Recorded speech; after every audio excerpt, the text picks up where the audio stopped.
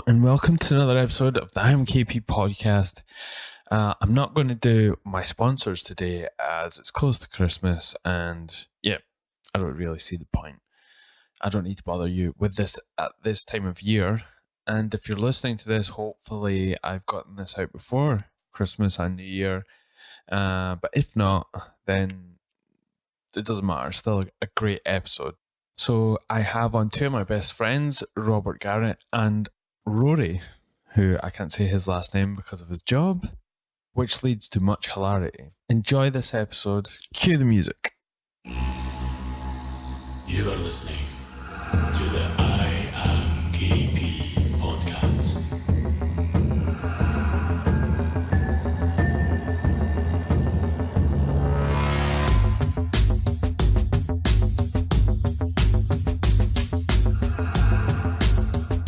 And we are, well, not so live because we're not going live with this one, but I am, there's no camera here. I am joined by Rob Garrett and Chancellor Fuckface.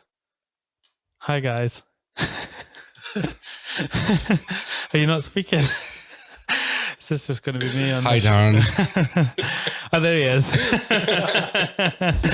Are you not talking? Well, if you're not going to talk, we'll just say thank you guys for coming down. So this is our festive podcast episode with Robert Garrett and Chancellor Puddinghead, who's been on quite recently.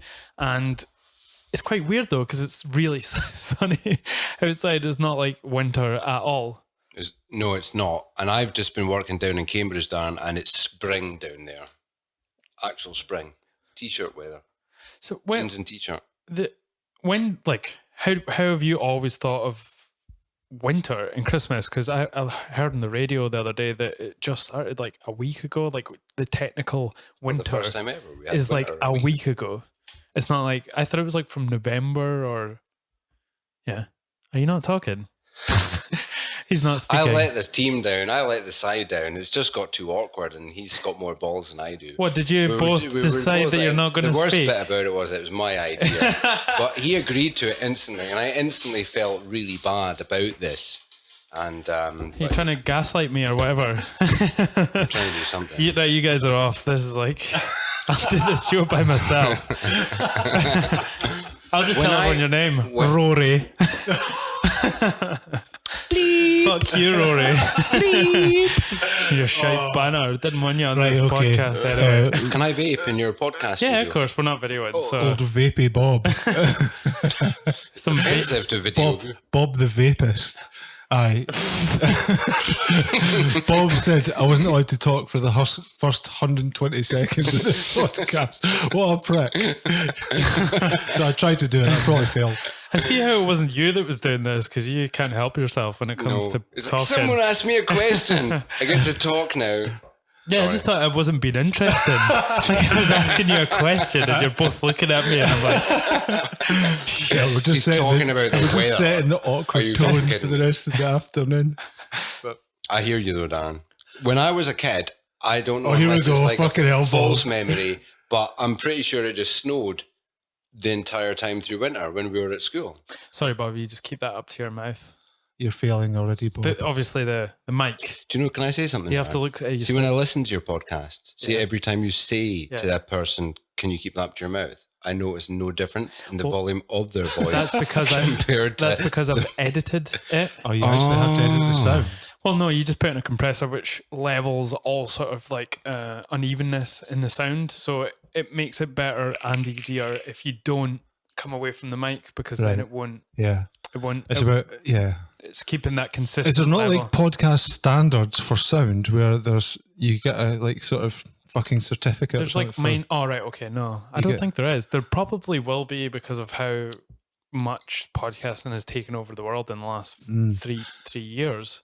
I heard it on another podcast where they had talked about. You listened to someone else's podcast? How very dare was it the Robcast? Who's got this? The Robcast is just on YouTube bitching about shit. I've been totally, I'm having a crisis. Listen to me. Work out my troubles and woes. It's funny because that's, we spoke about this on the train down, but I can't watch your podcast on YouTube because it's not the Bob that I know. So therefore, the people that watch the, you know, for you, it was a process that you had to go through for your actual brain, for your mental health, but I couldn't watch it. I could watch some of it because Tell us essentially... what you really think, fuck's sake. well, I've never been one for being subtle. No, though, have I said to him on the way down, that Robert is not this Robert, and I'm actually the same. There's a bit of me, I feel a slight twinge of pain with regards to them. Well, you even being shouldn't. I out know there. that's something that you try and get away from because it's not you at this point anymore. It's a different person, but you had to go through that process. And there's people that are still in that sort of process themselves. So that's why people sort of gravitate towards you're on YouTube. So, well, it's kind of the weird thing. It was an unplanned recording that other people gravitated towards, and only because of them, it pulled more words out of my mouth that got me to where I'm at now. But at the same time, when I listen back to half that stuff I'm saying, I'm like, oh my God. Yeah, because we spoke about last time where not to mention that I'm wasted on about 60% of them as well. oh, okay. Are you not wasted now? Yeah, you are. There's a potential. I'm not wasted. Possibly near. Last time we spoke about like I had some counselling. Yeah. You know, but could you fucking imagine if I had put that shit on YouTube, Bob? Like I would I'd have loved it. I'd have listened to that shit. Yeah. No way, man. I was honestly like, Not in Scotland. You'd have to be somewhere exotic like Fife. The Kingdom of. Yeah. They're not going to enough. listen to you like rabbiting on about, my first world problems. I'm joking. no, I know, but I don't know.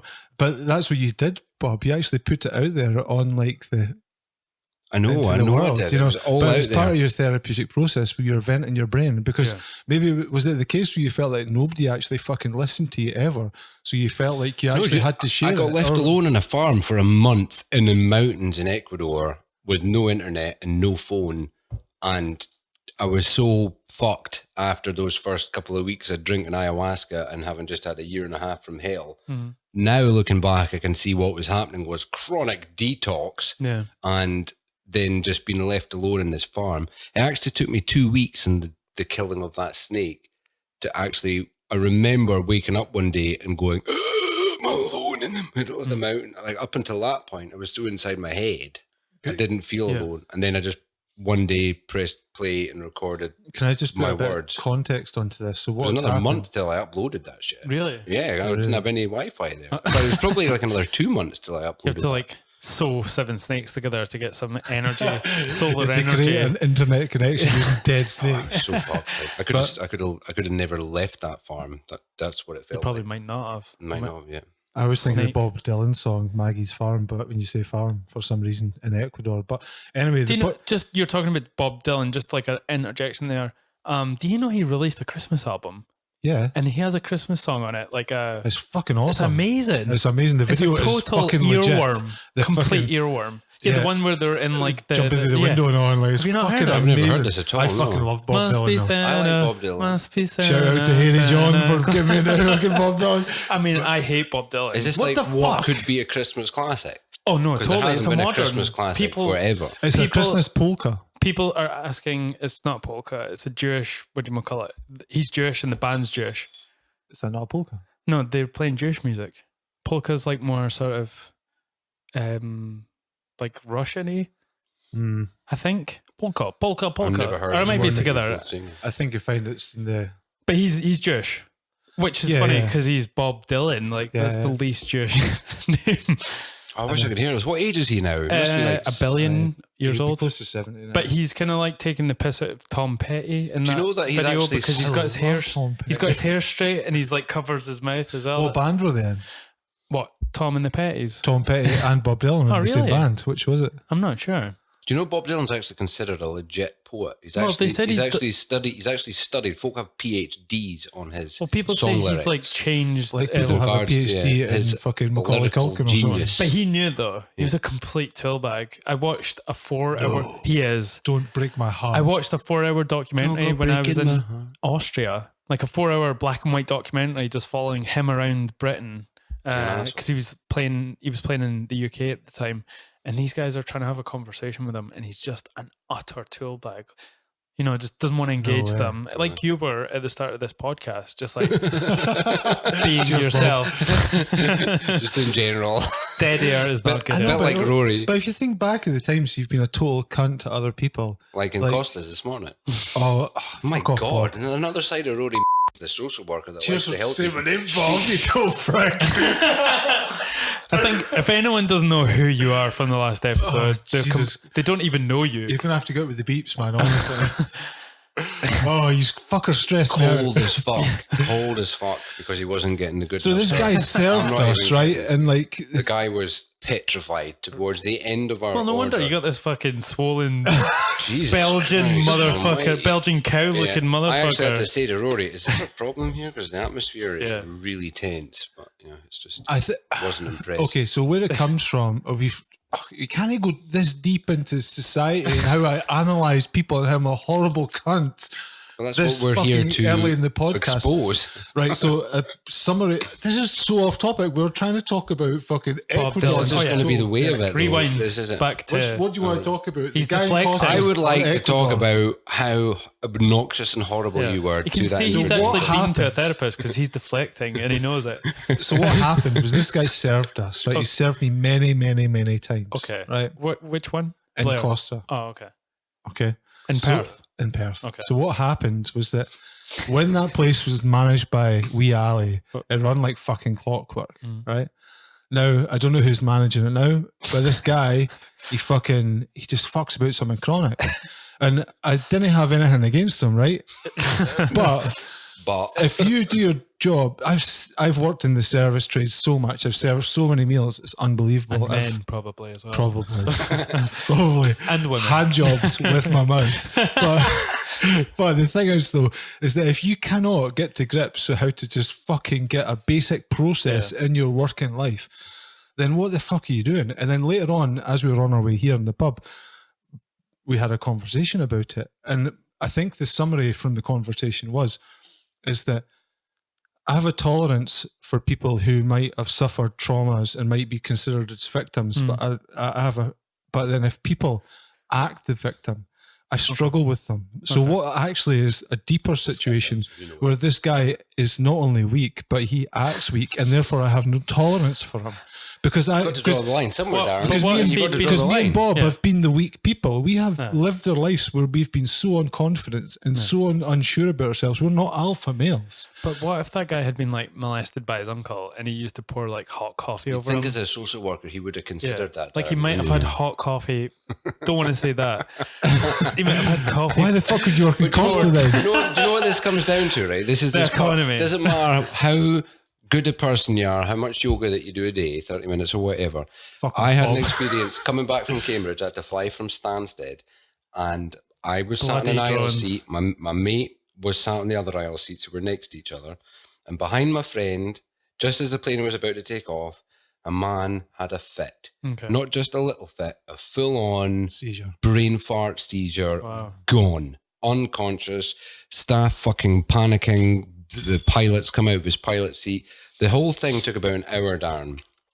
The first 10 minutes, maybe the first 20 minutes, the majority of people, and myself included, were concerned for his welfare. Bob stole his By wallet. about 35 minutes, I was ready to pick that fucker up and carry him off the plane myself just Was as he I annoying could get you? home. Yeah, he was annoying you. And I remember thinking to myself, I'm going to go to hell because I don't have an ounce of sympathy left in my brain.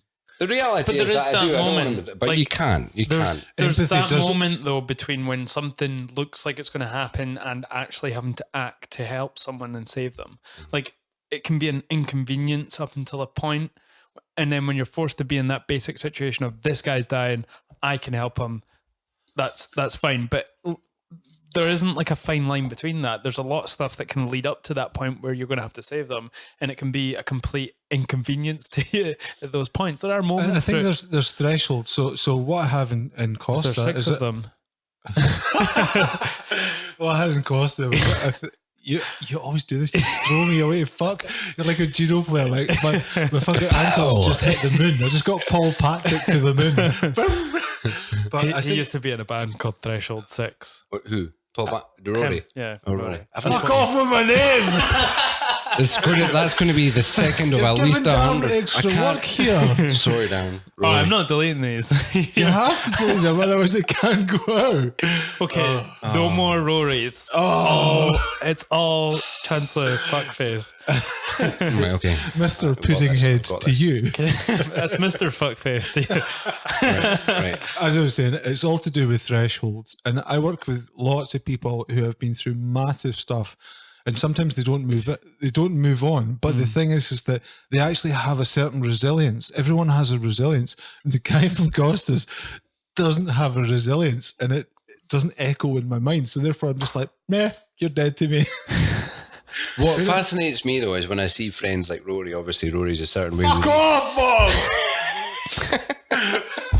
You're killing me. You're killing me. Okay, it's going to be a problem. Say it. Rory. No. Start Right, again. best way to look at this is it's only the first 10 minutes. Okay. I promise from this moment on. You're going to say what? Chancellor Puddingface. I Right, can't okay. say Pudding that. head. That's It's gonna fine. be- Either way is fine. Just let's talk about you. No, I'm fine. I'm not going to look at him. I'm This deflecting. is going to be a problem. So did you? I prepare myself for this. Was there any I've trouble? never called him that in my life. Was there any trouble getting the flight up because of this whole situation with the drones at the airport? Like that's but- been a No, huge. but I it's missed just the that. But they're person going to go who's- to town on that guy if they catch him. It He's was going to the get a person having the 10 seizure. Bob was like, for half an hour, was like worried for his safety, and then after the half hour, he was like, die, so I can go home. Get the Basically. fuck off the plane. If you think that was bad, then you're going to be fucking fucked with the drones. You know?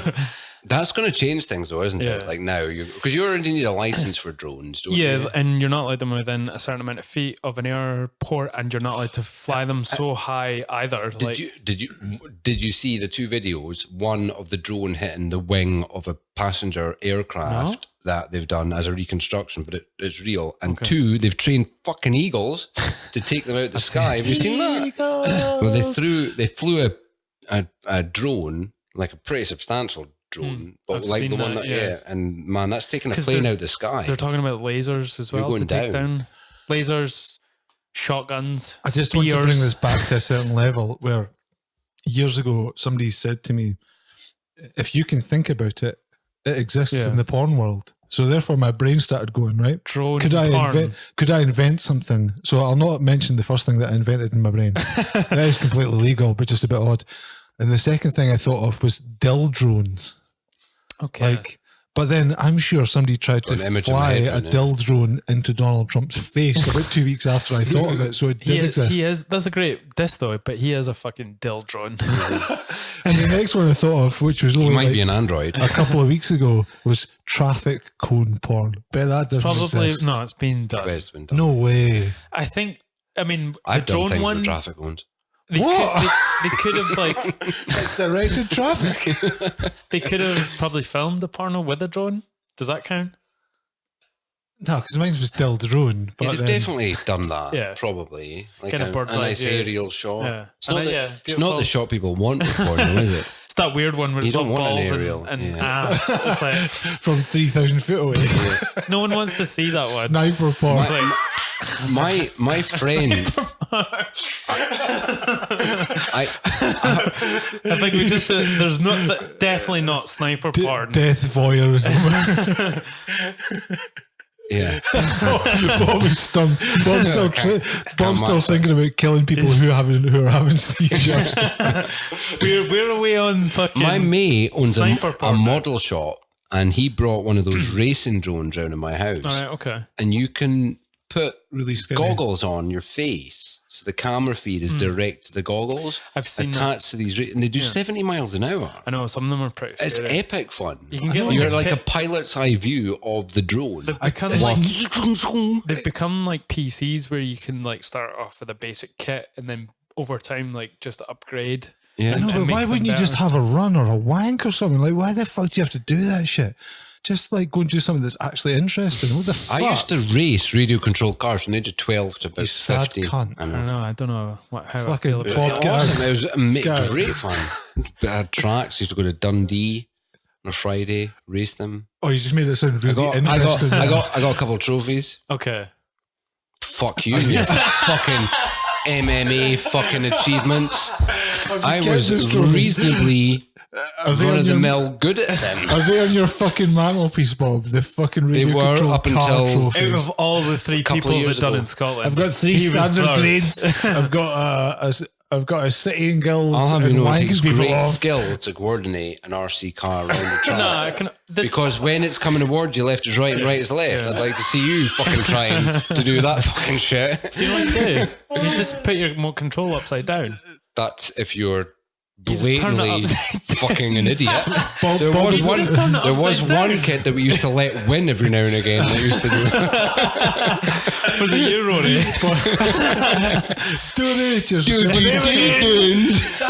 You're worse than Oh, Bob. but you didn't say his name. No, you didn't say his name. You You said made me Dory. say that. Can we just call it Dory, actually? All right. Yeah, but you still have to peep out the other one, eh? I think if you get sacked because of this podcast, you should just see It's it not as the the right job universe for you. fucking telling you It's not the something. right Tell job that for to you. my wife and my fucking child and my mortgage, Well, eh? you You're should the one have that talks considered about that. Talks about what? I've not mentioned either of those persons. Just put it back on the meat. Deflection.com. At least I don't have fucking remote control trophy. Do you know what I like the best is that you're using a name on here that relates to your social media feed that blatantly shows who you are. Yeah. Yeah, but it's private, so It's I'm not fucking really. adamant. We haven't None of thought you this through at all. motherfuckers, like- We as well calling you Ben. Call me Ben then. Bend over. I need a name that's better that I can just instantly grasp. Big Dave. Like who do you know than I know? Do a mutual friend that isn't Chancellor Puddinghead? Well, you use my. That's a tricky one. Laura. Laura? I've just met her. Okay. Laura. Laura. Well, I've been called worse things. No. I don't know. No, see, now I'm going to KP get weird feelings at Yeah, the table if I he's call gonna want him to- Laura. podger me over the table. And that would never Oh, my happen. tit's too big, Tom, is that? Too much. You're too square for me. Okay. All right. Literally square. Yeah. Is that because he's on the The gear? roids. Yeah. It's not. Fuck off. He came in here like walking sideways through the doorway. I'm too scared to take steroids. I don't mind admitting it. I'm not. I would totally, if I could, would you? I did do Anabar for a little bit, Oh, you. but I did it like when I was off. How did that affect your menstruation? It pretty much never appeared. And it was the same leading up to that as No, well. did a genuine question, did it fuck with like your emotions? Because I've seen people in Anavar where they've become emotional wrecks because of it. Darren's Did a I balanced did it person. when I wasn't training properly. Right, So it okay. was mostly just hitting the weights when I was doing it. Did you take it because it rhymes with armbar? What are you trying to say? Anavar, armbar. That's a terrible joke. It's not even a joke, it's a serious question. Okay, Rory, yes. I took it. Right, we're definitely starting over again. This is like the worst festive podcast ever. There's a blank face on mine right now as we speak. Because I said his actual other name. Oh, okay. Like Bob's like, I'm not doing it anymore now. I You've didn't taken notice. over. Oh, Yeah, it's like you'll This is end up gonna be- calling yourself. This is the theme of the podcast already. So you just I name have it. a few questions. So do you actually see like your podcast stats? These are the things people Yeah. don't talk about because it's immensely boring, but I Yes. couldn't give a fuck. You do. Yeah. I'm I know what okay. you're going to ask next. None. Yes, you are. When you change your theme tune. Boom. I'm actually changing it. I'm in the process of changing it. Hershey's Does it hurt you when he Adventures says of Darren's Podcast. No, I've actually got someone else Have doing you? it just now. No, not someone else. It's My good friend Buddy, who's Oh, no way. Buddy's old man is a fucking legend. yeah. His name's Buddy and his sister is Holly. called Holly. But it's weird because it's his older sister. So it was like, oh, we'll have Holly and then Buddy Holly. That's a bit ironic. Holly Yeah. Buddy. Holly Buddy. But yeah, Yeah. he's like got his own music, like electro stuff, like kind of really nice beat stuff, and it's called Kushed. I like a bit of kush. And Not he's, allowed like, anymore though. doing really well in Berlin and like in Yeah, Norway 'cause- as well, doing this music. He's played a few festivals, so I got him to do it. Well, you know, like fucking his old man was so into his music. His Yeah. old man had a studio, did he not? Yeah, for a because long that's time. how he got into. He went to Perth College and studied. I think he did like a year of audio engineering. Yeah. Yeah, because his old man had loads of back problems and had like quite a bit of surgery, I Yeah. think. And He's a okay good now. lad, a good family as well. Ah, yeah, just totally. all around good guys. Like I know. I know. But there's a really big techno scene in both Norway and Berlin. They're like the sort of epicenters of like, house music, aren't they? You know, A lot of people hate house now.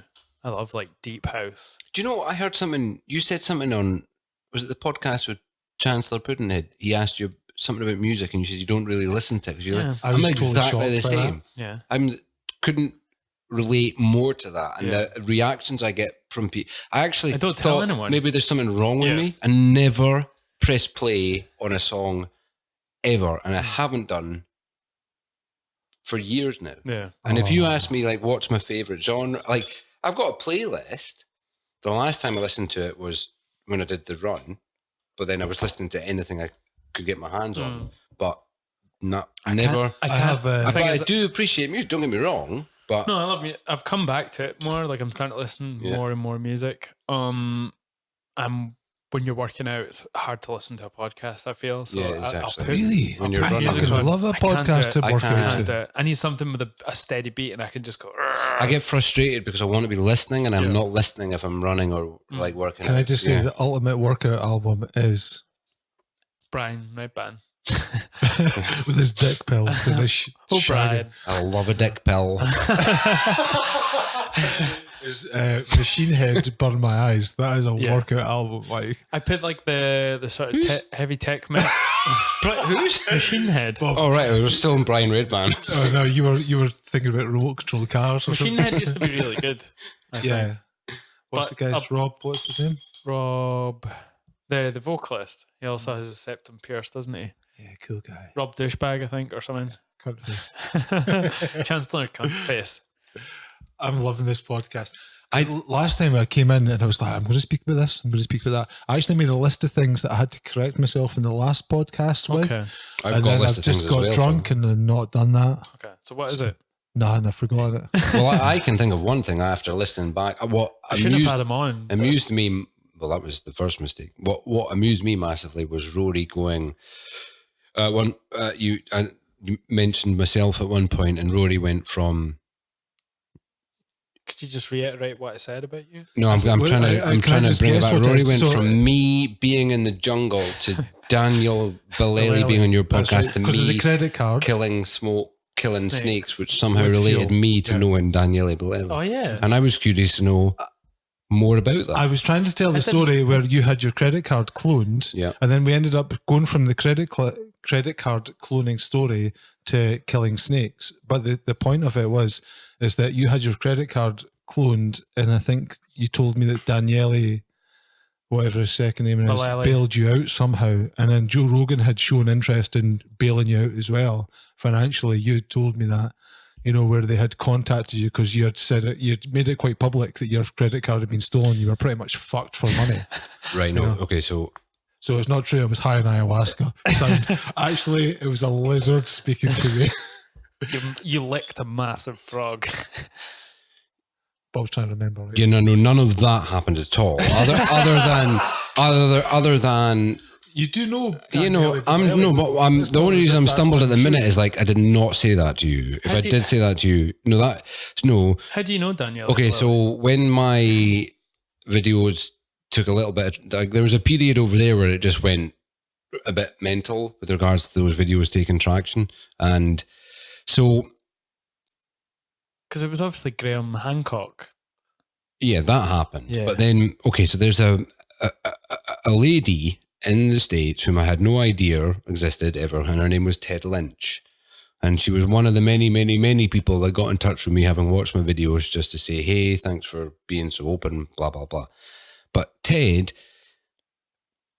I've never spoken to her to establish how, but she seems to have an extensive reach with regards to people like Daniel Bellelli and Joe Rogan and stuff, whatever her career has been. Right, okay. She's sort of in the underbelly, isn't famous or anything like that, but she, via social media, introduced me to Daniele Bellelli. And there was a brief moment over there where I was in communications with him, and it was established that if I get myself over to, where is he, Vegas? No, he stays in LA. LA, that I'm having open spot on his Because he has this podcast. Drunken Taoist podcast, and then he has his history one. His history one's fucking awesome. Yeah, that's He, I've still not listened to it. oh man, it's so good. He just finished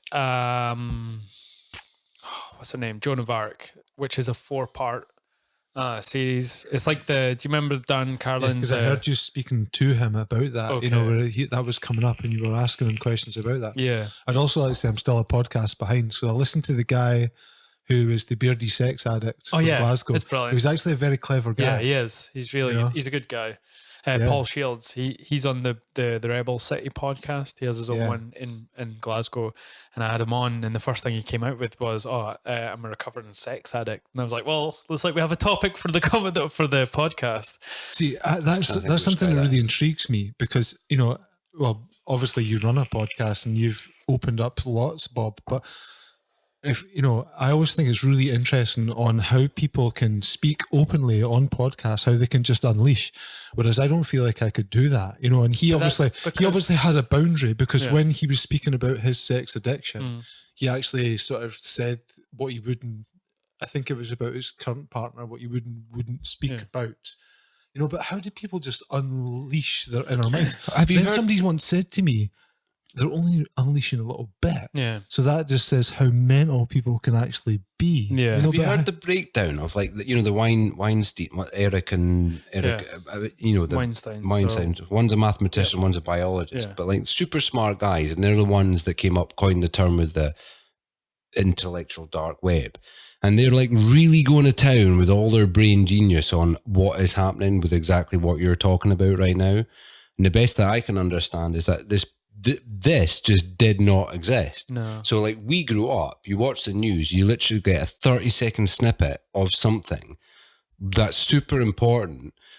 You're told a little bit about it, but you're not informed about it whatsoever. You're left second guessing. And you don't really Whereas form there's any no- connection. when there's no historical context, And there's just so that. it's not even a case of people didn't want to open up or people didn't know how to. Yeah. There was literally no way of doing it. But if you sit someone There's down no vehicle to for 2 or transport that 3 hours, information. yeah, it didn't exist. Unless you're and even with a counselling or psychology session, that psychologist is going to, at a minute 2, it's part of their training. Okay, and you'll know this. We're going to reel this in now, and okay, and I'll see you next week. And you're like, I'm just getting fucking started, and it Same just with these wasn't there. conversations. And what is really apparent now, which is why this format is so like the phenomenon that it is that people are unknowingly craving it and loving Yeah. Or it to and unleash the desperate for information. and just to talk, to be But given this- the but this- space We're given and to like listen. these snippets, like you're saying, everyday snippets. Everything is becoming like super, super short information. If it bleeds, it leads, sort of. Yeah, like, everything. But do you- like, just to finish off what I'm saying, like you say, people are absolutely craving a long format and debate that is not sort of just one side attacking the other. It has to be conversation, Yeah, and it has to be people and risk offending people. coming from different places, Yeah. but also have been civil and been able to go over something at length. Yeah. Do you know But what then- Dr. Peterson is about? Not on his second or third appearance on the Joe Rogan show. Like he said to Joe, like, how many downloads do you get a year? And it's 1 billion now. Who, Joe or Joe. or- oh, wow. Joe. And so Jordan Peterson then goes on to psychoanalyze Joe. and he says like, so do you understand what that means? And Joe's like, no, not really. I try not to think about it. He's like, well, exactly, because it's never happened before Yeah. in human existence ever, period. Does that mean you are the most powerful man on the planet or the most powerful interviewer on the planet? Well, Because no one has 1 billion of anything. Well, he Let alone downloads. So it's like you got to take notice of that. Like, what's happening? Is that Joe, or is it just what he stumbled into? I mean, And- I think Joe has had a tangible, measurable effect on the world because of his show. Right. Yeah. Because of the way people look at plant medicines, the way people look at MMA. Like Dana White himself said, one of the reasons that MMA becomes so big was because of Joe Rogan and what he did leading up to his podcast and on his podcast. He made it accessible. But then what he actually does then, if you look at it in those terms, is the reason why we've all bonded with that podcast 10 years ago, whatever it was that we started listening to him, was he actually provided a vehicle, a voice for for similar things that we were thinking. So he was neither right nor left, but he was yet opinionated. You know, that you can have common sense. Yeah. And be silly, and you can be totally fucking silly, and you can do drugs and not be a fucking junkie. Yeah, you know that you've got you can view the world and you can have opinion, but you're not buying into. Dr. Peterson went on to further analyze him because you know he's obviously big on like you know. Cheers, Rory. Not just history, but what. And the end result of why people, I don't know, I suppose, okay, so the best way to say this, why do people listen to Joe? Yeah. And the analysis that Jordan Peterson gave was because he's a monster. So essentially, you look at Joe, you know he's an assassin in terms of his physicality, the way that he trains, his mixed martial arts ability, but he also has a capacity for intellect and for conversation. So with regard, especially as a male audience, you have all those, I suppose, aspirations that potentially you're looking towards, but there's also a reality in him of that darkness that you can see in humanity. And I think that's the best example. I think this is something I was trying to get to on the Daniele Bellelli podcast, and I couldn't sort of get around to it really. I just couldn't put it into words at the time, but it's the sort of need, and I think it's maybe throughout all the ages, but warriors have there's a yin and yang to that sort of thing. A poetry, and like these people who are absolute warriors and assassins also need to balance themselves out with intellect and poetry and art and the finer things, and it's still prevalent today. Like with Joe, he's an absolute, like, he could kill a bunch of people. Have you seen his leg kicks? Yeah. Like him kicking pads. The guy that's holding pads for him is like, for fuck's sake, that's the hardest anyone's kicked me. And he like broke the machine almost at the UFC Institute. He got the hardest kick. I don't think he's one of the hardest kicks. Probably. Like, it's terrifying. But he's also someone who is extremely curious about the world. And I think that's what Do you think it's an interesting question to regards to the alpha? Like, you said something to me on the way over here, Rory. And I hope so. What was the discussion? Journey. But you said we're not Chancellor alpha males. Okay, we're so not we're alpha not. males, But no. but then what is? Because is it a construct? Because if you're someone, you've got the physicality, the drive, the engine for everything that powers the body. But you're also intelligent. You're also a father and a husband. So what? I don't know what contributes an alpha male if that doesn't. Because I tell you what doesn't is just a whole whack of muscle for the sake of looking in the mirror and insecurities. That's not alpha, but that's what's But I relatable think to that's it these maybe days. what I attach alpha male to, is where people are, you know. Do you think it's something you aspire to, or it's just naturally how But if you? there has to be, what is it? It's how you are, and that's what you do. I think if you've ever watched, was it a show called Stone Cold Brokeback Mountain? No, it's not. Broken Skull Ranch. Yeah, Is that the one with Stone Cold Steve Austin? Yeah, Stone Cold Steve Austin's Broken Skull brilliant, Ranch. It's brilliant. Right? But that is when you think about alpha males, everybody goes on, all the contestants. He's like, "Why are you here?" It's like, "'Cause I'm the fucking man." And like, that would be you. Kill people. But the thing is though, is that they're knuckle I'm like, daggers. wow, imagine having that confidence. But it's something to do with, I don't know, you'll know more with the American football thing, or the way that they've been conditioned, where I see them as alpha males. I don't see myself as alpha male, because they would go in, you know, for instance, if I was on that show, you know, Steve Austin would be like, "So what brought you here?" I'd be like, "The bus." You know, like, what? That's kind of my point, though. I don't Isn't think that alpha male is just physicality in itself. Like, to me, and I think maybe it's just a construct, the whole alpha male thing. I don't think it's actually oh no, you get these assholes in the professional Sure. world. You're just like, fucking really, mate. There's But- Audi driving fucking business people. You're just like, you're a cunt. But what's alpha about it? Like, why do we perceive that as That's something what I mean, at like, the yeah. top of the chain? It's someone who is that way. It doesn't mean they're at the top. Like, is it people are don't like being around those type of people. There are a certain type of people that do, but on the whole, most people don't like that because it's I hate using the word toxic, but it's the way you hold yourself. So if you've always people feel that though, like Yeah. you could, if someone walked in here, I think all of us are very sensitive to things like that, and if someone walked in here with that kind of outlook and that kind of that kind of alpha maleness, it would just put you totally off. You know, you'd stay clear of that type of guy at a party. You wouldn't walk up to them. You get it, the you fuck away understand from it. them. But it's not an alpha thing. It's just like that's that person, that's how they are, and people are just going to avoid them. Yeah, but I think that's the term alpha doesn't actually mean that you're the top. It actually just means that it's the way you hold yourself. So But you're what a are they person. topping? Have you been watching Well, themselves, Have you 'cause they're been so watching that confident in themselves. Dynasty? Why do we hold that as being the best of what? Well, what that's they're why doing? alpha males become a shitty way of describing somebody. So you just be like, they're an alpha male. You know, when actual alpha male, I think maybe when somebody like Joe speaks about alpha male, he's talking about something like, is his name Tim Kennedy? Is that Yeah. the guy? You know, Jocko, yeah. or Jocko? And there's an element for me, like an alpha male is someone who's also intelligent and like an athlete. Yeah. To me, that's like the double whammy. That's someone who I gravitate towards because you can have a conversation and also go and fucking roll with them and almost get killed by them.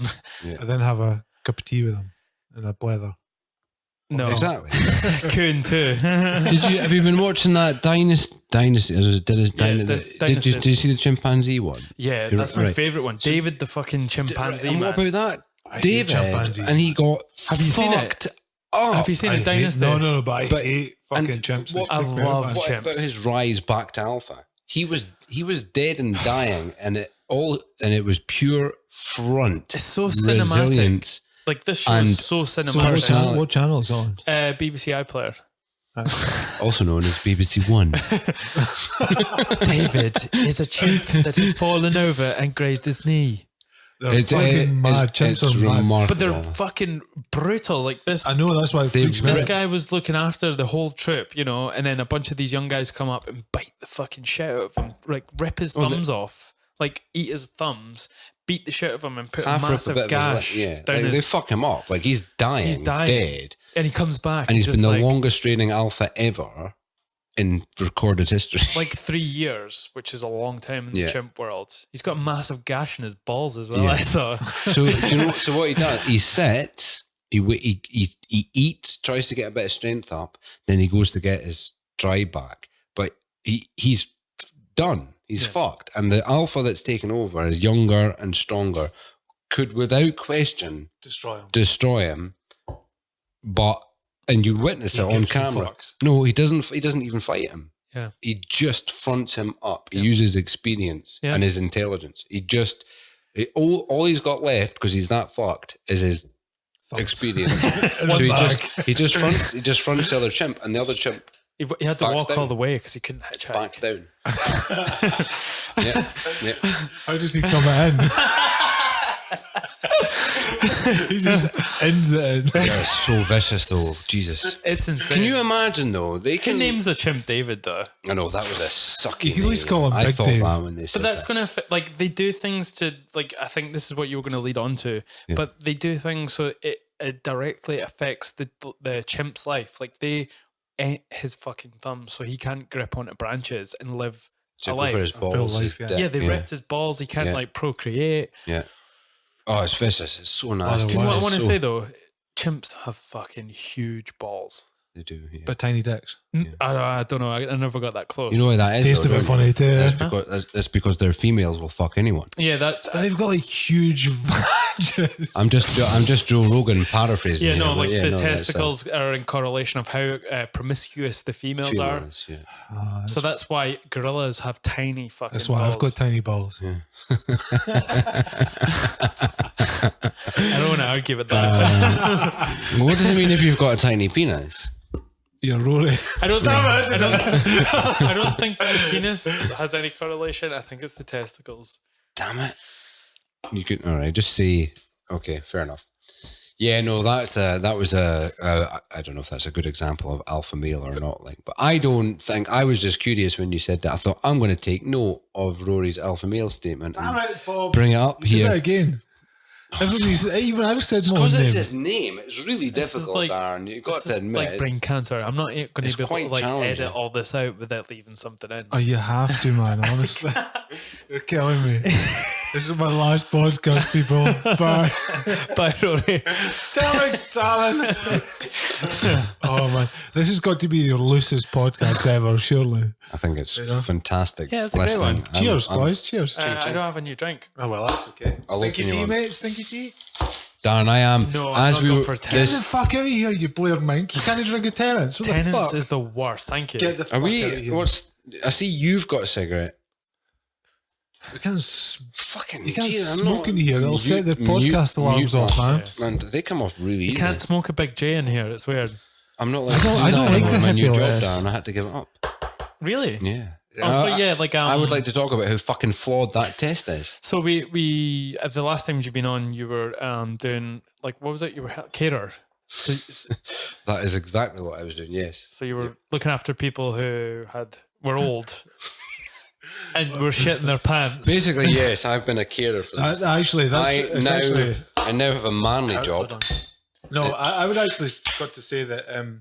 No one asked you. Fuck you. Cheers. Ching ching. Cheers, Bob. Mazel tov. Muzzle off. This is my fourth lager of the day. That's it. Game's over. I wake up 3 days time with my pants in my head. I'm delighted this is happening, gentlemen.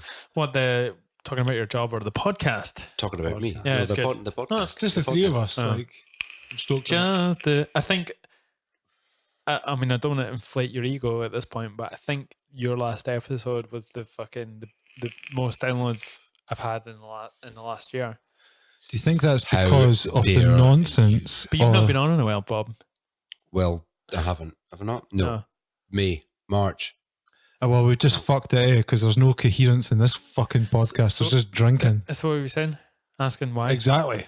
What the fuck are we talking about? You were asking, what do you think that was because? Is that what were I've the been, reasons? I'd been waiting for that podcast to happen for a long time. Yeah, So like I was tuned in from the moment. Actually, when I realised it wasn't going live on YouTube, I was proper gutted because I had to wait even longer. I listened to it in 3 stages because I was at work. I actually listened to some of it on harassed the way. Darren for the Chris Bunger podcast. It was like, wins out, wins out. I And he's just like, finished recording it, and he's like, "By the way, the It's MMA not up Fighter podcast is not up yet, like on Stitcher." And I was like, "I've not even posted it yet." Cam I haven't even tits, finished eh? typing out the description yet. Relax. I've got a podcast schedule to stay on top of. I'm actually in the middle of speaking to Chris Bungers, and he's like, "Where the fuck?" I'm so behind on my podcast schedule at the minute. But then, you know, the thing is that we're in danger here because we're in danger. You know, we actually have a lot of stuff we could really talk about, Yeah. really get in depth with. Like the Or fact we that can- you both have nose rings and I don't. On different parts of our noses. Nose Where eye. is your ring, Bob? Yeah. That's weird that Show you're me in your 3 ring. guys in a room and only one of them. I feel like I'm sure you have a brown must have ring. missed out on the nose ring fucking trend that's apparently You- sweeping And, the and you're country. probably the most qualified person in the room to probably have got one at some point. Probably, Yeah, yeah. 'cause you Like were in the if jungle I had hair, I'd have Banging dreadlocks. absolute. You would have Yeah. been banging like Can I And also for the record, hippies. a if lot I of did hippies. have one, it would be the best one in the room, probably. Alpha Bob? Can I just go back to the start of the Alpha podcast? Rob. Rory's like a bull, like a cow. Oh, that's why I'm Yours is more like Why are you saying my a name? goat. Oh fuck! Just name this podcast. His name's not Rory. Bob. No, the thing is, I can't bleep these out because that will ruin the podcast. So Killing me. Okay. Listen, you fucking have a career. right, what time is it? How far are we in? We're not starting again. This is too epic. Okay, so 2 minutes. Okay, so from now, no more calling him. Can we? Okay. Okay. Can I? And the reason we're wait a not minute, calling him by wait a his minute, name is Darren. because Okay, so over there, I see you've got some post-it notes. Yeah. Let's stick one to his head. okay, who am I? Just put Santa Claus on it, so that every time I look at him, Were you one's not sticky actually. were you at my work when I we need a played the pen. post-it note game and I wrote cunt on Stevie Lane's sticker and stuck it to his not head got a pen. for an hour. He had Right, the this word will just cunt have to stuck be on his the mic. head. Probably. It's just a. Do you have a pen? I respond well to visual aids, so Okay. I'll be. Well, That will just. AIDS can be quite visual, so Okay. Wasn't that Tom Hanks movie anyway? It's like all that pedophilia? shit on his No, face. Philadelphia. That's But it. AIDS is now AIDS is now invisible. Well, you seen that guy that? Sorry, this is in relation to what you're saying. But there's a guy who's like something like 50, and he says he identifies as a 39-year-old, so he wants to like people to see him as a 39-year-old. So he's pushing the whole like I can identify as what I want thing to a new boundary. I actually did that with Leanne, where I was like, I want to identify as Eskimo now, Okay, but that's racist. So I just said her name, didn't I? Fuck's sake. well, you Anyway. said Eskimo. That's pretty racist. You're not allowed to say that. Inuit. Jesus, Fucking calls himself a social worker. Calls himself a Puddinghead. I'm just totally not into like anything to do with modern times. I have no fucking understanding. You have a nose ring. Exactly. I'm from the fucking 90s. Nobody I have in the no jungle idea. has a nose ring. Can I go No. back to the jungle? No story? one has a nose ring other than the two other gentlemen that I'm joined with on this podcast. know, So but there was why- nobody. I've literally never met There was no another man native with a podcast. Indians that were wearing wooden things to their nose. No, they decided as a collective tribe that they looked fucking ridiculous. And the shaman was like, Are you saying I we look will no ridiculous, Paul?" longer wear nose rings. No, I want a fucking nose ring. Is that a real nose ring or does it just clip on like that? I don't think Give he it a would have a pull, clip on one. Rory is so Rob is now It's pulling fucking legit on there. Chancellor Puddinghead's Can I pull nose yours? ring. You cannot pull mine. He looks like he might actually hit me. He was for the Whoa. Chancellor Puddinghead well way more open to the pulling of his nose ring. Is yours going to be like an eyebrow piercing where eventually it would like What? come out? Because No, remember actually- that Yeah. Oh yeah, they would people's just eyebrow grow out. piercings would grow out. Actually, I've actually had this. I've never worn it in basically 10 years, and then it just doesn't heal. So. Right. Have you always had that? Yeah. Have I looked I at got- you? He I used got to turn it pierced- up, didn't Yeah, he? yeah, So people wouldn't see it. yeah. 98, I got this pierced. I But- don't- What do He's you mean, currently what got do his you mean you used piece to turn out, it so up? it's weird. What do you mean you used to turn it up? So it used to be like a U-shaped bar that you would just turn up, so I could like. If you were So working, you've always yeah, had that. exactly. Like every time I've seen you over the last decade, you've had that in your nose. No, I wouldn't wear it. It's never healed. That's all. You know. Mm. So I want to. So what happened that inspired you to start wearing a nose ring again? Something must have triggered it. Because I'm old as fuck. No, and I'm I like wanna know having, like, exactly midlife what happened. crisis. Most people like shag an 18-year-old and buy an MX5. I'm just contemplating I just getting put a- my nose ring in. I like Fair enough. that. Okay, fair enough. and wear like weird golf caps. What's How dare you? That's a fucking Christmas present, Darren. That's a £40, 100% real wool. polar. Fucking Jesus. really finger in it there? Well, I have one question. Where the hell is mine? So okay, this is what happened. I've got a massive head, Darren, so if I'll just you like walk- that. You can wear it with your headphones on, man. Hi. So I would just like to go back to That looks awesome. No, it's not going to fit. Okay. Yeah, I just wanted to go back to the point of what actually took you to South America, Bob. What took you to Ecuador and Peru? Tell us. You know, we've spoke about this. Yeah. We spoke about it. Well, we have. Have you? Yeah, he's been on like I don't know several if the answer times. he's looking for is him. The answer he's I'm looking a narcissist. yeah, So you were that depressed about being Rory's friend? You had to go to I Ecuador. went to Rory's house one day and he had a nose ring in. And I You can't actually broadcast this podcast. It's such utter shit. broadcast. It's dying on his arse.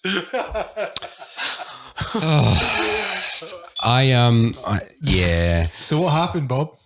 He uploaded I was round at Chancellor Puddinghead's Chancellor. The Chancellor Exchequer's Do you know what house. makes it more difficult? It's Just the use most my name, fuck it. ridiculous It's name gone, it's ever. It's gone. This is, I think we have let's probably just, let's discussed just this. call it what it is. Yeah, Okay. a spade. Cool. So, Rory. Yes, I went. I don't remember. I just went to Rory's house.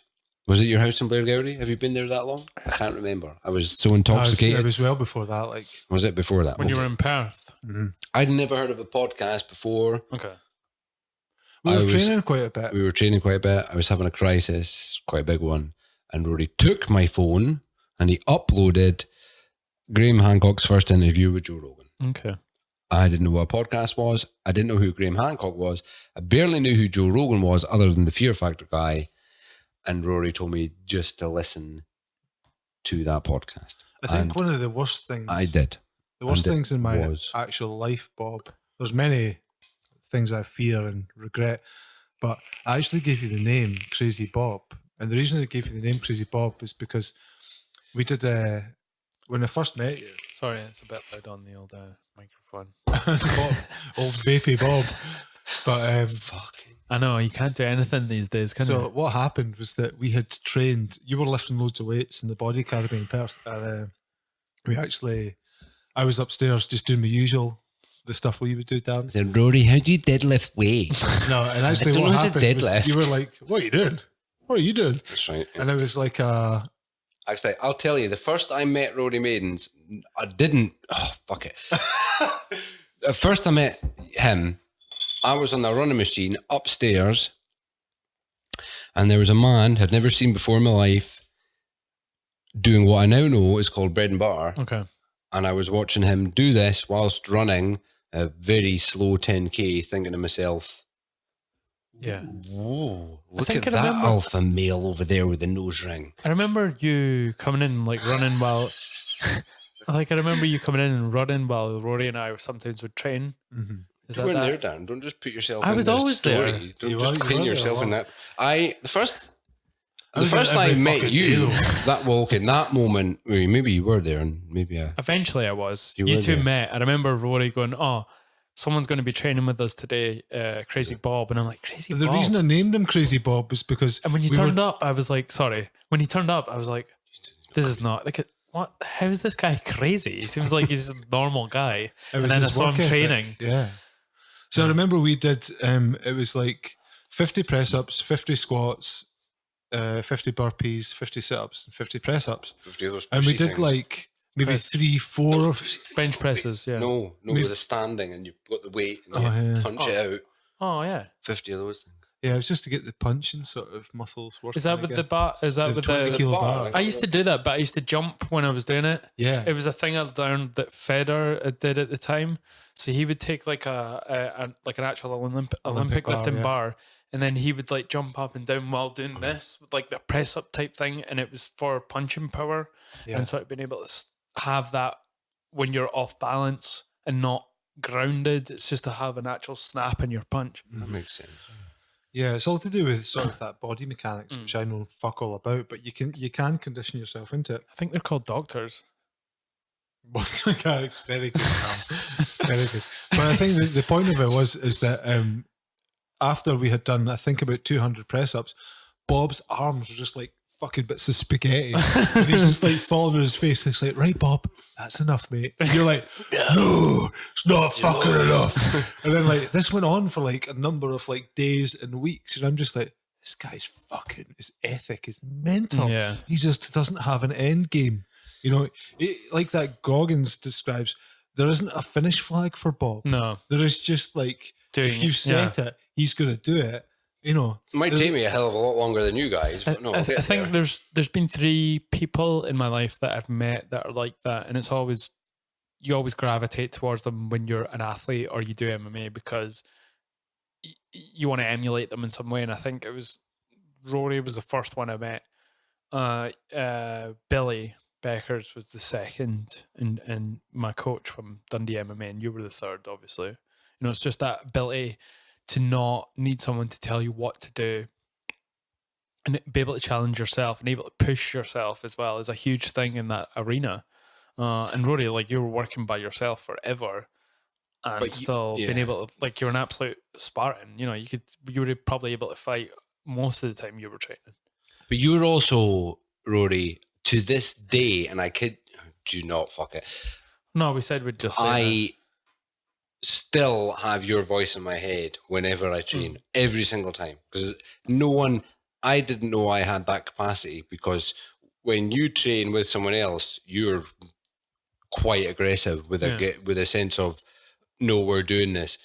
No one else I've ever trained with it literally gets Yeah. angry at Yeah. you or yells But I need at to you. say, I'm also or screams. angry and calming. So No, the thing is absolutely. that I'm like, because I won't let you fail. But then I'm also like, once you're up and running, I'm like, right, let's fucking chill the brain out. Let's go on with this. Set a I'll pace. still to this day do.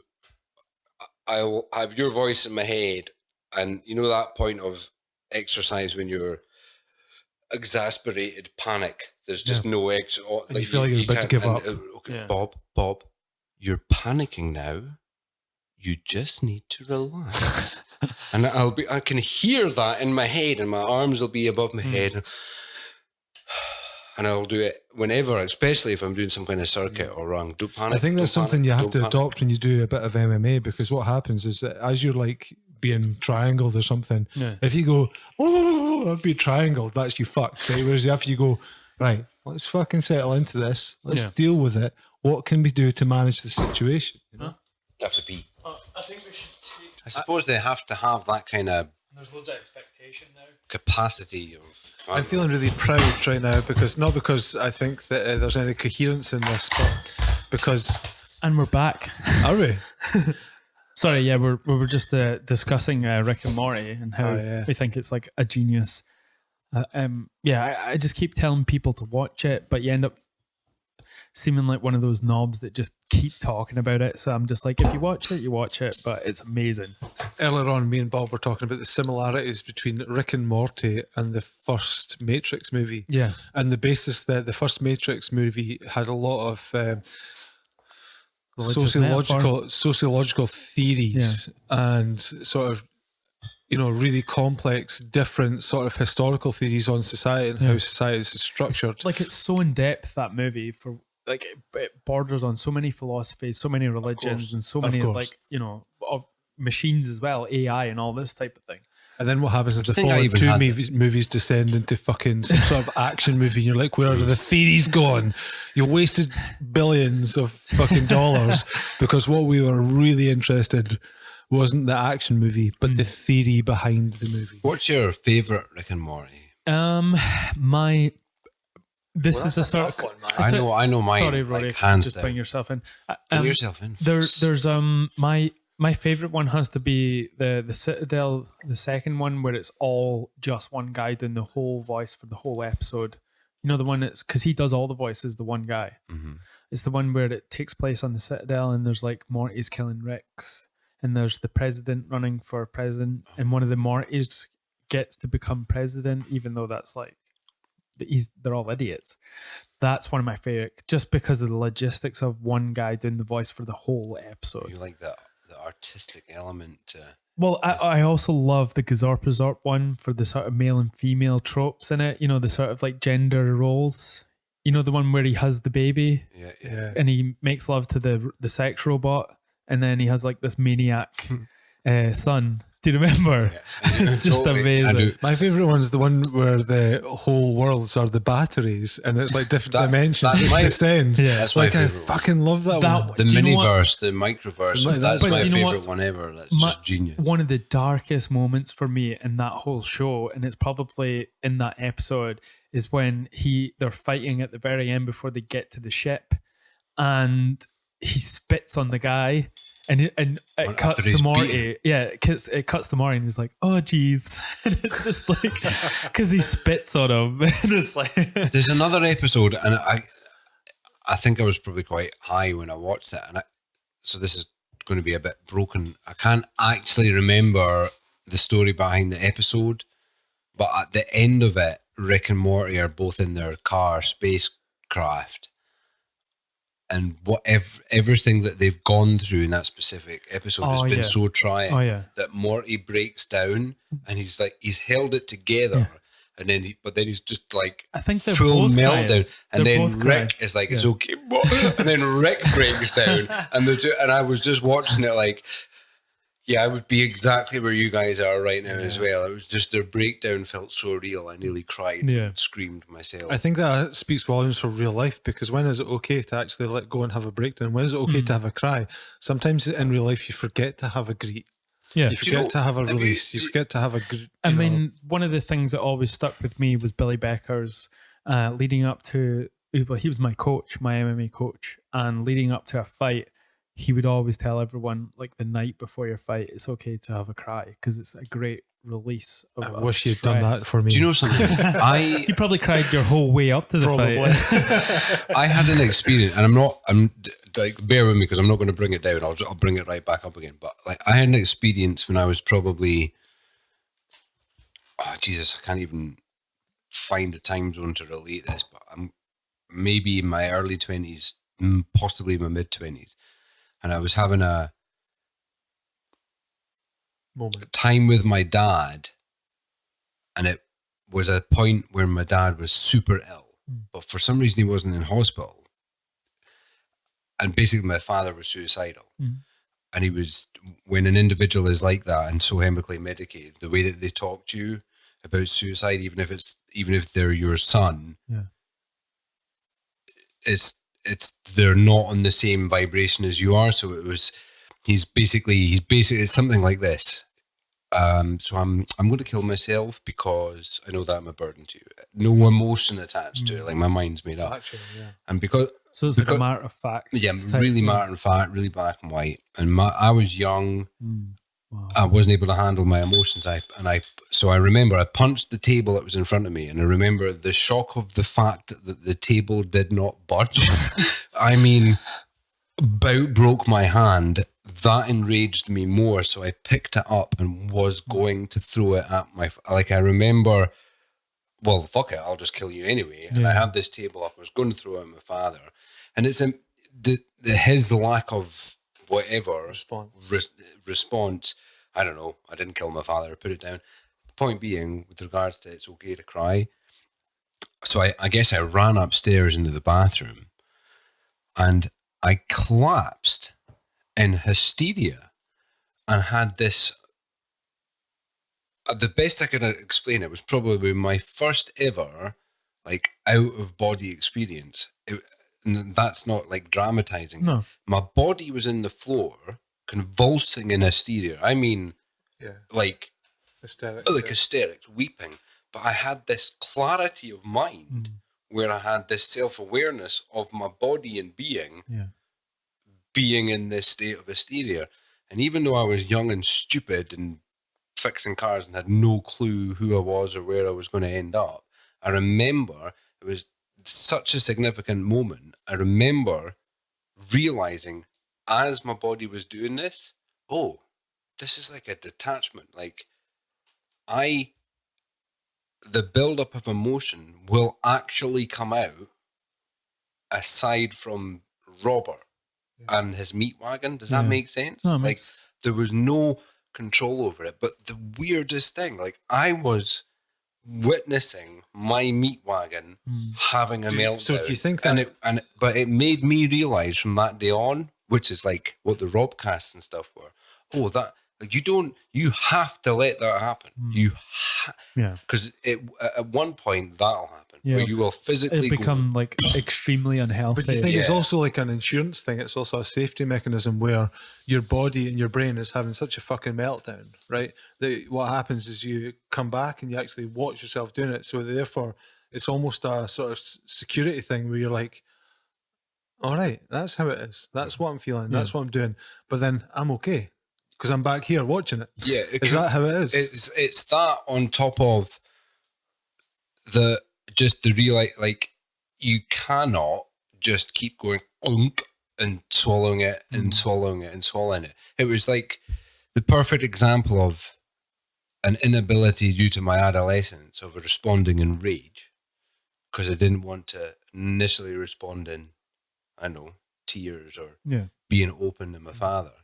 But obviously a lifetime buildup of that to physically losing complete control of my physical body. And like, I call it meat wagon because it was my first separation of self. It was like, there's you and there's everything that you think is you, all those thoughts that go with everything that you experience, and there's the effect that it's having on the meat wagon that you're carrying around, and they're very, very separate.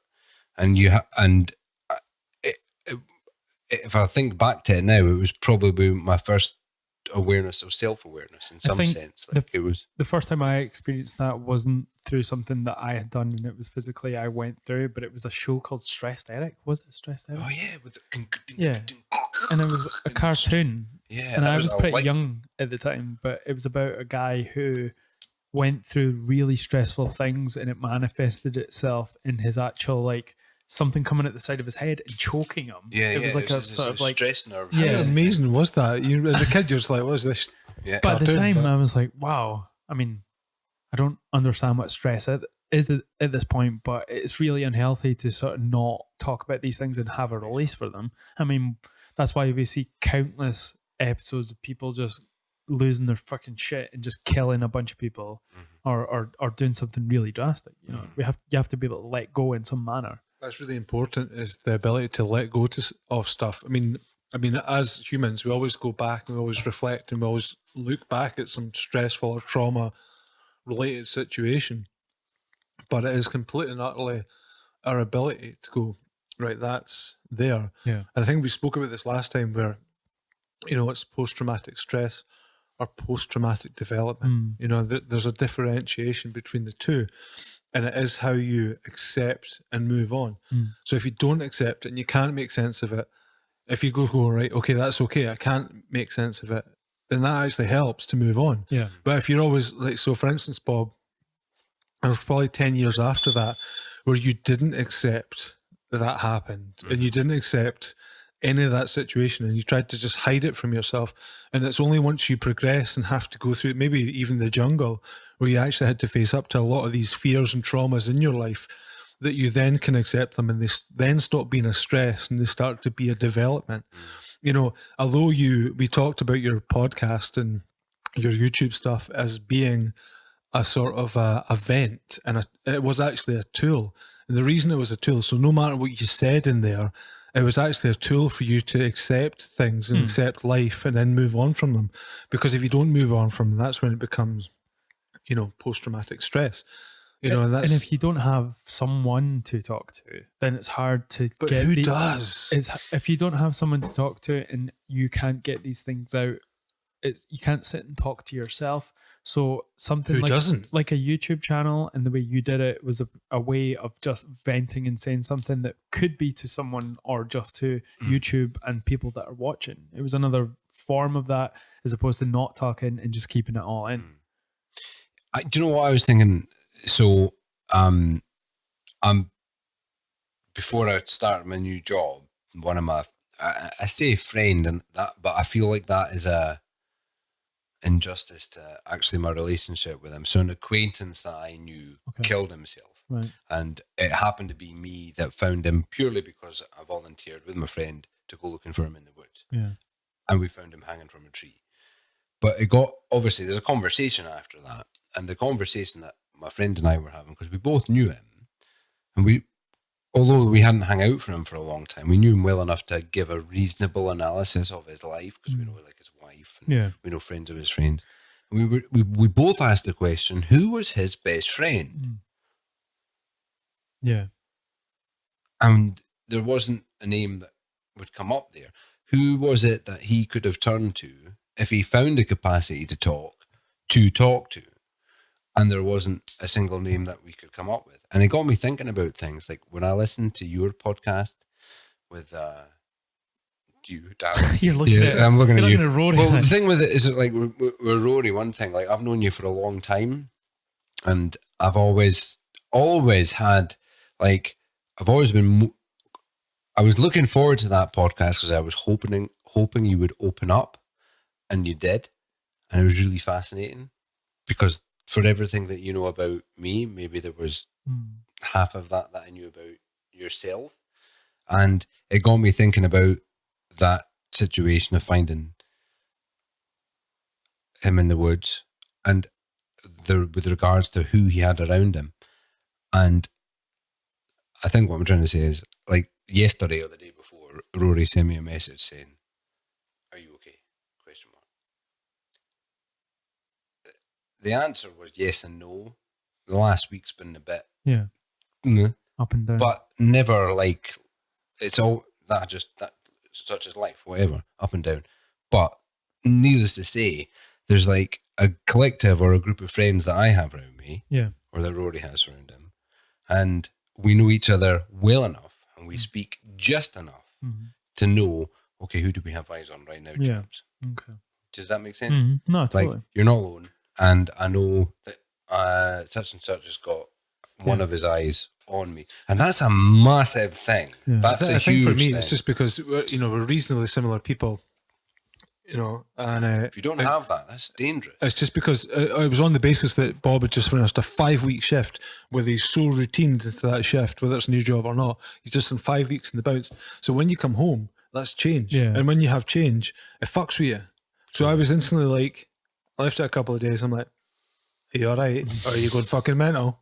I was going mental. I was going mental. Yeah. And So- purely because of that. Like, and it's never, and from my place, it's not going to be. But these are one of this it's very symptomatic of modern society to be isolated as a man. As you get older, people go off in different directions and you have less contact with people. I really that- struggle with that. that you'd be able to speak to if you're in a situation that you've been in this year. And you sort of think, if something was to happen to me, then who could I speak to? And that list gets shorter and shorter the older you get. And it's harder and harder to even know how to formulate or start that conversation. And I think women are I mean, I'm generalizing here, obviously, but women are very adaptive and always have like a core group of women around them that they can constantly talk to, and that completely dilutes any sort of build up of sort of depression. And I think guys don't have that same outlet. I think I don't really see it as sort of that. I guess it's just, I don't see it as that gender sort of thing. I think people struggle equally. but there's You know, an absolute abhorrent amount of number of men that kill themselves. I think it's because of our stubbornness to do anything or speak about it. Like last time you had said to me, I can't even remember, but you had said something along the lines of, sort of who did you speak to and how did you deal with your mental health? And I had said something like, I've fucking no idea. I just got to a certain point where I actually rocked up to the doctors, and but it took a whole lot of process to even get into that waiting room. And I think that's maybe what Bob's talking about a little bit here, as in what happens if you don't get to that waiting room? What happens if you don't speak to somebody? What happens if somebody doesn't message you? Then you just keep on spiraling. Yeah. I think the thing that all of us miss in a certain extent is we don't actually, people talk about the extended family in this country and how we don't necessarily have it. But I think that what a lot of people have is they have the ability to trust and speak to their family.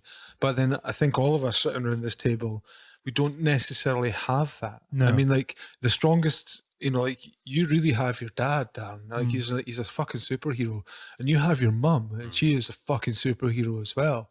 Like they're both like super strong people, but they're not the people that you would turn to when you're going through the fucking worst moments and the turmoil in your head, and you're creating all these fucking You wanna put it situations. on, you don't But it's put it hard on to your- turn to your parents for that, because especially as an adult, that's probably one of the worst things as an adult, maybe after a breakup or relationship or just something happening in your life where you have to move back home, and it's one of the sort of like worst things you can go through, and it's kind of similar in where you don't want to bring these problems to your parents. So, they brought you up and you want to feel like an independent person, and then to sort of mentally have to still go back and say, look, this is wrong. I think I felt the same thing in that waiting room because, probably the same with you guys. I wouldn't even think about turning to your parents, but I think for me in that waiting room, it was, I said this before, it was almost like I had failed to deal with it myself.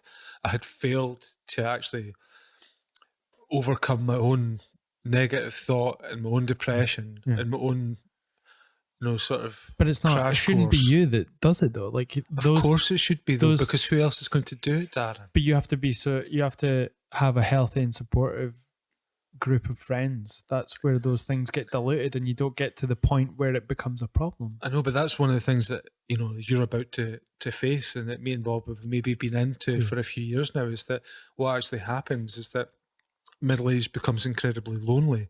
And as you were talking about, your social group expands. Like, you know, look at you, Stephen Lang is in fucking Australia. For me, Irish Lee's in Denmark, Ben Culverhouse is in Aberdeen. Yeah. You know, Nath is in Aberdeen. Like, you know, these people are not on my fucking doorstep. You know, so, you know, even though Bob is on my doorstep, I don't call on him. I don't do that. So that's a problem with me. It's almost a pride thing where you're not utilizing your support network because you're like, I fucking got to Do you this think myself. as well though, like there's an element, and this is purely personal towards yourself, like I'm not generalizing men, but like this frustrates me about myself a lot, that I'm a certain Robert around you, and I'm a certain Robert around you. So that, like, there's an element of you say that, okay, this is a slightly grand statement, is like my protector.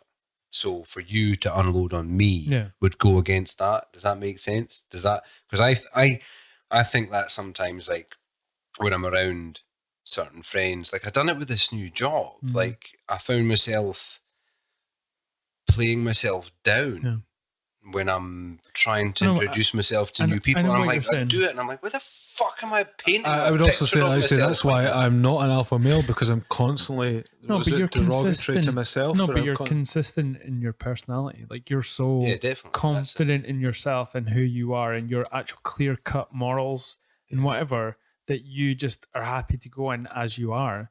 But I know what you're saying. Like there's groups that you are amongst that you're happy to be part of, but you present a different version of yourself to those different people. It might be all little parts of your personality, but then you might just isolate those ones and present that one more because you can judge the situation.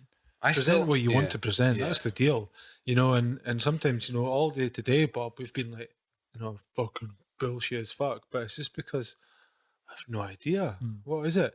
It's just, but the thing is, we know each other at a deeper level where, you know, we're just having fun and we're just telling dick and fart jokes. But, and there's a need to unload as well. Like just that feeling of release. I needed this so bad. I mean, I would say this is probably the most comfortable podcast I've done so far because you're two friends that I can actually just be myself with. You know, even when you do a show with people that, and you have to have a certain level of professionalism when you meet people that you don't know. So you have to find a way to come at these people on an even playing field. But it's you don't truly ever have a connection with these people. But it must also be difficult because what you're actually trying to do is you're trying to find out information and stories about these people. Of course, you're trying to get them to open up, and essentially you're being a journalist. So you're trying to investigate their lives and promote that discussion. I'm Whereas us, inquisitive. we're just not like that. You know, it's just what it is, you know, us. But that's a part of me. I'm so inquisitive. Like I want to know things about different aspects of life. And that's why I did the show. But I'll always have these moments with people like you where it's just like comfort. You know, it's a comfortable thing to do. Totally, yeah. And I think it's a good education to have as well, like, so because there's moments where I'll have, like, even sitting in company with people that I know, and I don't know, I say something or I think I'm looking a certain way or acting a certain way, and in my head I'm like, Jesus, Bob, or whatever.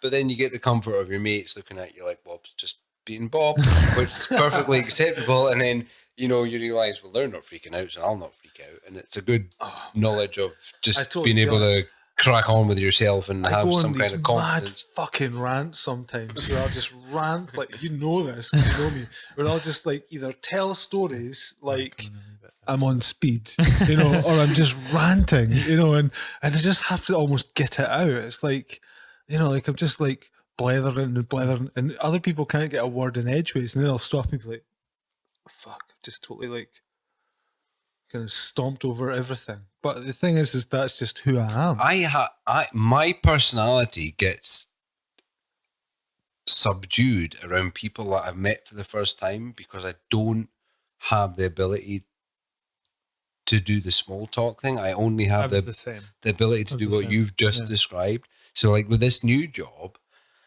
I don't know how I'm coming across. I'm hoping that my work ethic is speaking for itself, but with regards to my social life after the job and we're back at the house, it's hard to do that. It's hard because I can't get that. I can't go, well, you've asked me that question. Can you just give me 25 minutes to give you an answer, and I'll take a breath and I'll give you a full analysis of my life, and we'll come back round to that, and then from there I'll probably digress, but I'll come back to it. It'll be all right.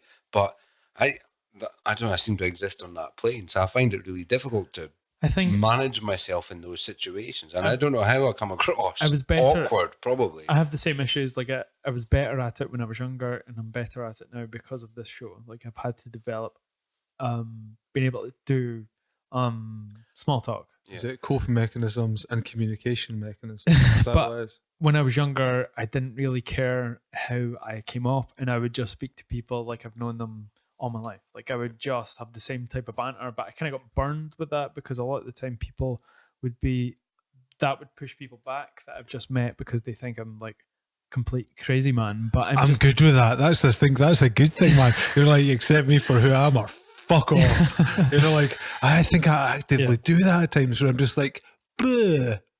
But you've got your friends though, like, you know, you have people that you've made friends and have had and will continue to speak to them for the rest of your life. I hope so. But when you move around a lot and all these sorts of things and you're in new social groups, it's hard to sort of be able to do that and consistently just be yourself. Yeah, totally. But then you've got to be safe in who you actually are, and you've got to be more safe. I suppose like the best analogy for that is, you know, kids who are brought up in the forces, you know, where they're called patch kids. And they've got to adapt to new places all the time, new countries. And, you know, if you're my girlfriend's dad was one of those kids. You know, his parents just were in the armed forces and were moving around constantly. But then you've got to become either a really hard person or you actually, you know, you don't move on, you become a bit of a broken person. So, but you've had a little bit of that where you've moved about a little bit, Darren. You know, you've obviously been to like America with your dad and, you know, you weren't always in the same spot, you know, whereas, you know, me and Bob have been a little bit more like in the same bit. Do you see your... But you did, I think the difference between, the way me and Bob are quite similar with the same things. Instead of physically moving around, I think Bob's done a lot of things where he has to meet new people. Like you've went into like the gym or been in the fire race. It's like you going to different social groups and having to be like someone. Although I would say though, how well have all those situations went for you, Bob? One of my more hippie spiritual friends said to me, it wasn't by chance or accident that you ended up in the fire brigade, like on some kind of subconscious level, like exactly what you just said. Like from my point of view, I listened to a radio advert on Radio Tay saying, come and be a firefighter. And apparently at that time, I fitted the bill perfectly. Fucking little did they know, but exactly what you've just said, on subconscious level, I'm discovering who I'm not in order to discover who I am. Do you have think about this question. Do you have your personality that you're steadily growing comfortable with, like, and you know, like, okay, so I'm definitely regrowing back into myself. It's okay being Darren. Do you relate that? And the obvious answer would probably be your father or your mother, but the biggest part of your personality, do you relate that to a specific individual? I'm asking because I'm curious, because the older I get, I'm actually aware of my personality being that of several people in my life. I and think some you of have them to be careful of that, Bob, because I was once described by, I don't know, his name was Gilhelm Cabrim or something, but he said that the father was the bow, the mother was the string, and the child is the arrow. And once you release the arrow, you can't guide the arrow. You can make suggestions, but you can't guide it. And I go through this battle constantly within my head, you know, whereas the older I get, the more physically and the more I sound like my actual dad, you know. And then but then that's also a big fear of being like a product of my mother and my father, because although, you know, because they are my mum and my dad, you can't help but love them. You know, is also, you know, I see their flaws, but I see my own flaws. And then when you draw similarities to these things, you get a little bit of fear, because you're like, well, am I actually my own person? Or am I actually just a product of your parents? But the thing is, of course you are your own person. You are your own arrow. You have to. Do you not feel like yourself? You've also had like experiences that are not tied to your parents. And not their ultimately lives. what shapes you is your experiences. I think that's probably where I've struggled a lot in my life is with these, because I've related aspects of my personality to different individuals in my life. So both my parents are really agreeable people. Both of them would fold immediately under any kind of pressure, right? Regarding No one expects this position. whatever. Whereas I had a brief encounter for some of the more profound moments of my life with an individual, my mother's boyfriend Kelvin, who was the opposite of them, not agreeable and aggressive, bordering on violent, abusive, and all these things. You can't blame him for that. No, and I don't blame him. But then I'm not fishing for I'm just curious. So that example I gave you in the pub in Cambridge, where I turn around and I see something that I think is completely just with regards to people bumping into me, and I think I'm seeing it in a manner that is also quite placid and polite. But when I turn around and see the response to all my new workmates who are looking at me like their pants. Fucking So hell, what happened Bob. here, I'm people? like, is that like a Kelvin, me, my mother, my father moment? So what happened here, people, was Bob was in a pub in Cambridge and he was in the line of traffic and people kept on shoulder barging past him. And eventually Bob had stopped somebody and was like, do you really need to shoulder barge me? Could you not just say, excuse me? And the guy was like, I'm fucking sorry. And then everybody that Bob was with was like, holy fuck, Bob. But what Bob thought in his mind was obviously like, use your manners, cunt face. And then what actually came was that he's in the middle of Middle England and he was like, here, you want to use your fucking manners? And then, of course, the guy who was from like Cambridge University was like, Becky's just told me to behave myself. And then Bob was like, what have I done like that? Fuck all you guys. I had this moment. So in Cambridge, it's an awesome town. And obviously I've been going out a lot with my new workmates, having a drink. But they have a different, and I've spoken about this with my other Scottish pal. Right. I said, is this my imagination, or is their personal space perimeter is different from ours? So like if you're walking down the street and it's relatively busy, you give the person behind you, in front of you, to the side of you, coming towards you, and a certain amount of space. In Cambridge, that doesn't exist. It's like, or it's a smaller bubble. It's a smaller bubble. Yeah. So there's actually been points where you're like, if I hadn't moved, they would have just walked into me. Like, and going out to the pubs, no exaggeration, blatant, very obvious, continuous barging, as if to say, I don't know what to say. Yeah, it's completely like a real thing. I think one of the examples of that is Asia. They are notorious for just having no sense of personal space because there's so much, like obviously there's 1 billion Chinese people. Yeah. So one of my personal experiences of this is when I was at the airport and I was trying to check in Canada, and this fucking Vancouver, this machine or in Toronto, it was just fucking annoying. And then my girlfriend was behind me and she was trying to do it on the machine beside her. But the whole time she was trying to do this, there was an Asian girl like right up on her shoulder, looking over her shoulder, and she was like, "What are you doing?" She's like looking round, and then the girl's just like laughing at her. Like when she's like, oh, like this. And that's the point where rural Scottish people would have stuck their nut in. I know, exactly. That's like, you have to rein in the Scottishness in those moments. The level of personal space in those type of countries is not the same as Western countries. Like we're very like, at least, 2 meters by 2 meters of personal space, but they're just used to being that close to each other and it not meaning anything, Well, this was what happened to me in Cambridge. All my workmates are from further south in Cambridge, so London. Clearly used to bigger cities, like bigger.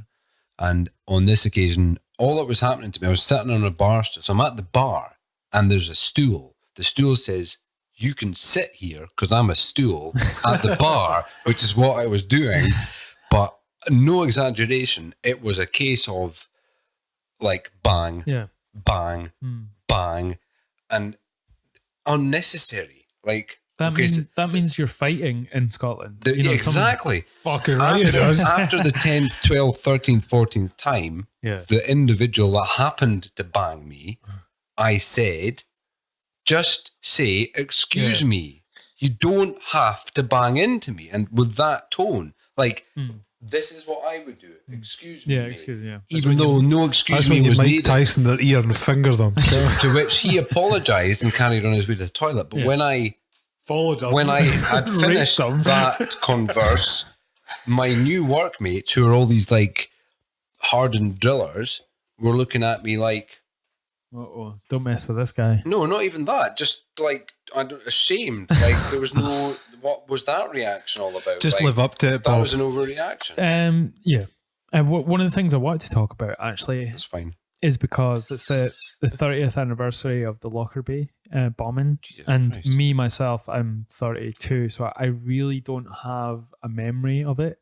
I do. But you guys are like a little bit older than me. So, I mean, do you have any memories of when it went down? Because it's not really spoken about as a worldwide terrorist type situation that went on. It's usually just like Scotland that remembers it. I think, as you know, because obviously, so 30 years, I would have been 9. So just to preface for people that are not from the UK, what We're not was, drinking. in your words, what was the Lockerbie bombing? So obviously, that's something that we're just not used to. So it was a complete shock. I think it was, equivalent, and I hope that nobody's going to get on at me a bit, equivalent to the Dunblane situation, where it's just such a shock that you can't actually. Dunblane was the last time that School shooting. we had handguns in Scotland, and this guy killed a bunch of primary school kids, and that was Scotland just banned handguns from there and dangerous guns. Yeah. I mean, and I think it's just to do with it, I don't think that you can't really reason with it because we're so detached from it, even though it's our own country, for a fucking jumbo jet to, think of the actual odds of it crashing into a fucking village. Yeah. I mean, it's just almost unbelievable. Yeah. But I think it was a shock. And I don't think necessarily that Scottish people instantly jumped on the back of the terror thing, because I don't think that's how it was then. I think there wasn't this atmosphere of terrorism back then, really. It was just more concerned about the people who had actually passed away, both on the plane, but also, is it 11 people in Lockerbie who passed away? Yeah, they died like instantly. Yeah. I don't know about you, Rory, but like obviously we're children when that happened, and it was you come back from school, you do your homework, you watch the Flintstones, Neighbours doesn't exist, and then your mum puts on the news. Yeah. That's basically what I remember of the 80s. And then you're watching the news, and it was just part of your. When did it happen? Was it 87? I don't know. I'm 32. I was too young, 86, so it would be 88, maybe. I just remember you're way too young to understand the full capacity of it, but I remember the image of like the baby's doll hanging out the tree, and stuff like that. It might be a lamppost actually, but a lamp or something Something like like this along those lines, and just understanding there was an element of this isn't good. I've got to This also doesn't say, happen. is that I think there is a defined media change on how it was portrayed then and how it would have been portrayed now. I Terrorism. think Terrorism. I think it's important. I think it's really important to remember about the people. Sometimes it's more about the people who have lost their lives. I think you've got to celebrate their lives more than celebrate the cause of the terrorists. Well, because the actual what it constitutes and what happens afterwards always overshadows the actual people that died in these situations. Like, can you name one person that died in 9/11? No.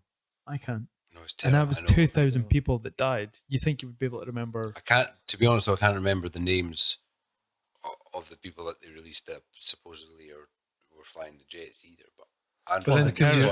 But then you couldn't recall the name of a person who died in the London attacks. No. And James. Fred. Mohammed, Rory. probably. Probably more than likely.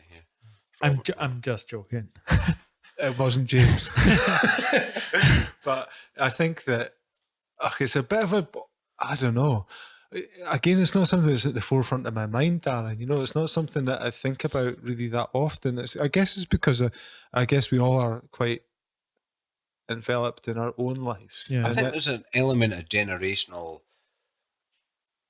I don't know how like.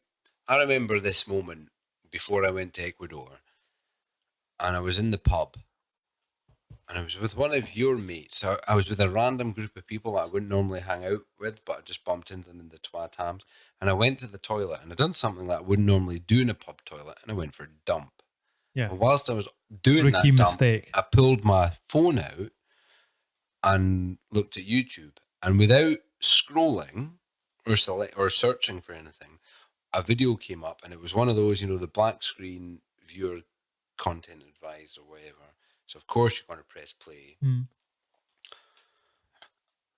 And it was horrendous. I'd watched like beheadings up until that point, but this you was fucking what? This was fuck watching that stuff. Who watches that stuff? You're mental. You watch that stuff. This was human brutality and evil at its peak. This video I watched, and anyway, it was like 2 minutes 37 seconds long. I'd done what I needed to do. Didn't wash my hands and bought 4 other men a pint, whom I then took out to the garden. But I remember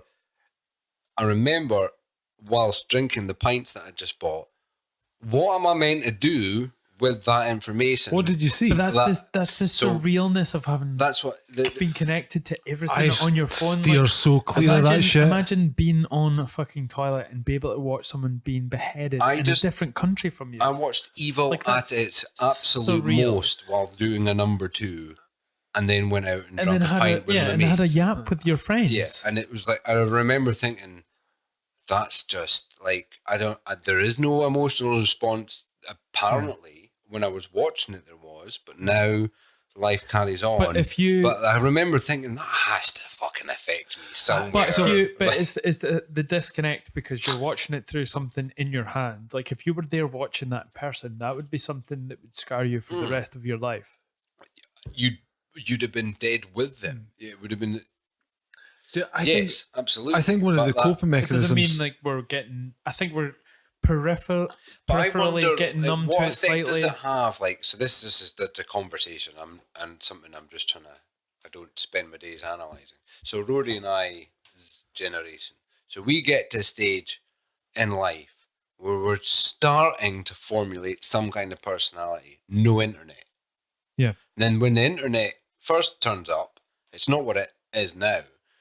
I remember being a mechanic in my mid-20s and the internet having no influence on my life whatsoever, period. Mid-20s. Bob was still buying porn in magazine form. I don't think it was until my earliest late, if that makes sense, 20s, that the internet started. Yeah, 2006. That's when I uploaded 2008, Facebook, whatever. And then when YouTube MySpace, started, motherfucker. MySpace.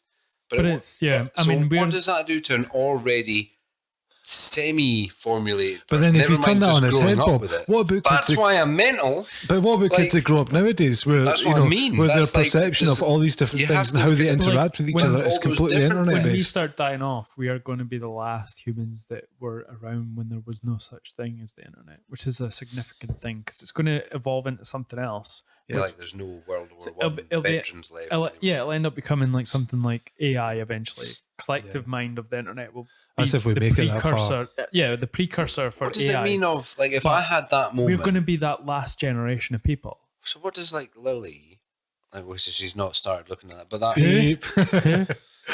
Yeah, carry on, Bob. what does you think that, do you think that would actually change her Of neural course. pathways Of and course some it does. immunity towards And I can tell you that savagery because and evil, but I is can- that a good or a bad thing? Well, I can tell you that, because, no, it doesn't necessarily equate to a good or bad thing. It's just that our way that we socialize is completely different. The way that we function in a level. So in the mid 2000s, late 2000s, what would happen is that the kids I would work with, they would really struggle to make a phone call. So for instance, if you had to make a phone call to even book a game of bowling or five-a-side football or fucking dominoes, darts, whatever the fuck Darren's talking about. Darts. Darts.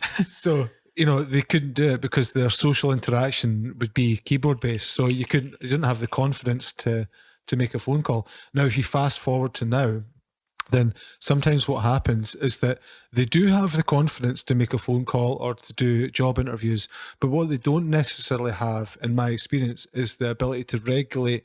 So, for instance, when I was a kid, and if I had smoked a joint or went and got fucking steaming with my friends, there's not a fucking chance in hell I would let any adult know about it, right? Because I'd get my fucking arse handed to me. Yeah. And I mean, Yeah. fucking handed to me, right? So there's no way I'd let my mum know that I had a drink of vodka or smoked a fag or fucking smoked a doobie or took acid through my eyeballs.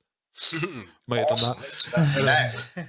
But anyway, the point of it is that nowadays the kids don't necessarily have that regulation where they're just like, I'll do it, and what the fuck are you going to do? You know, Cause But do you that's not, me- do you and I not think think that's be- parents are becoming more paranoid about letting their kids do something? We grew up in a generation where you could go out and just get lost in the woods forever, come back and be completely manky with maybe a tip of your finger missing, and your parents would be like, right, okay, go and have a bath and in your bed for 9. Totally. But now, parents are so different with those things. Man, I'll give you an example. Like, you know, like, I mean, when we were kids, if you went to the beach at fucking St. Andrews or wherever the fuck it was, and you went to the beach, Lunan Bay, you would just get fucking starkers, get changed, get in your swimmies, get starkers, go in the sea, fucking get starkers, fucking whatever, hair piss. See, nowadays, you're fucking, as a parent, I'm like wrapping the towel around. Nobody look at my child or I'll fucking headbutt you. You know, it is that pure paranoia about, you know, about safety and about paedophilia and all the rest of it. But we also have that in all of our lives. But there's necessarily, what do they call the generation now? The millennials and the Generation X. Well, we're millennials.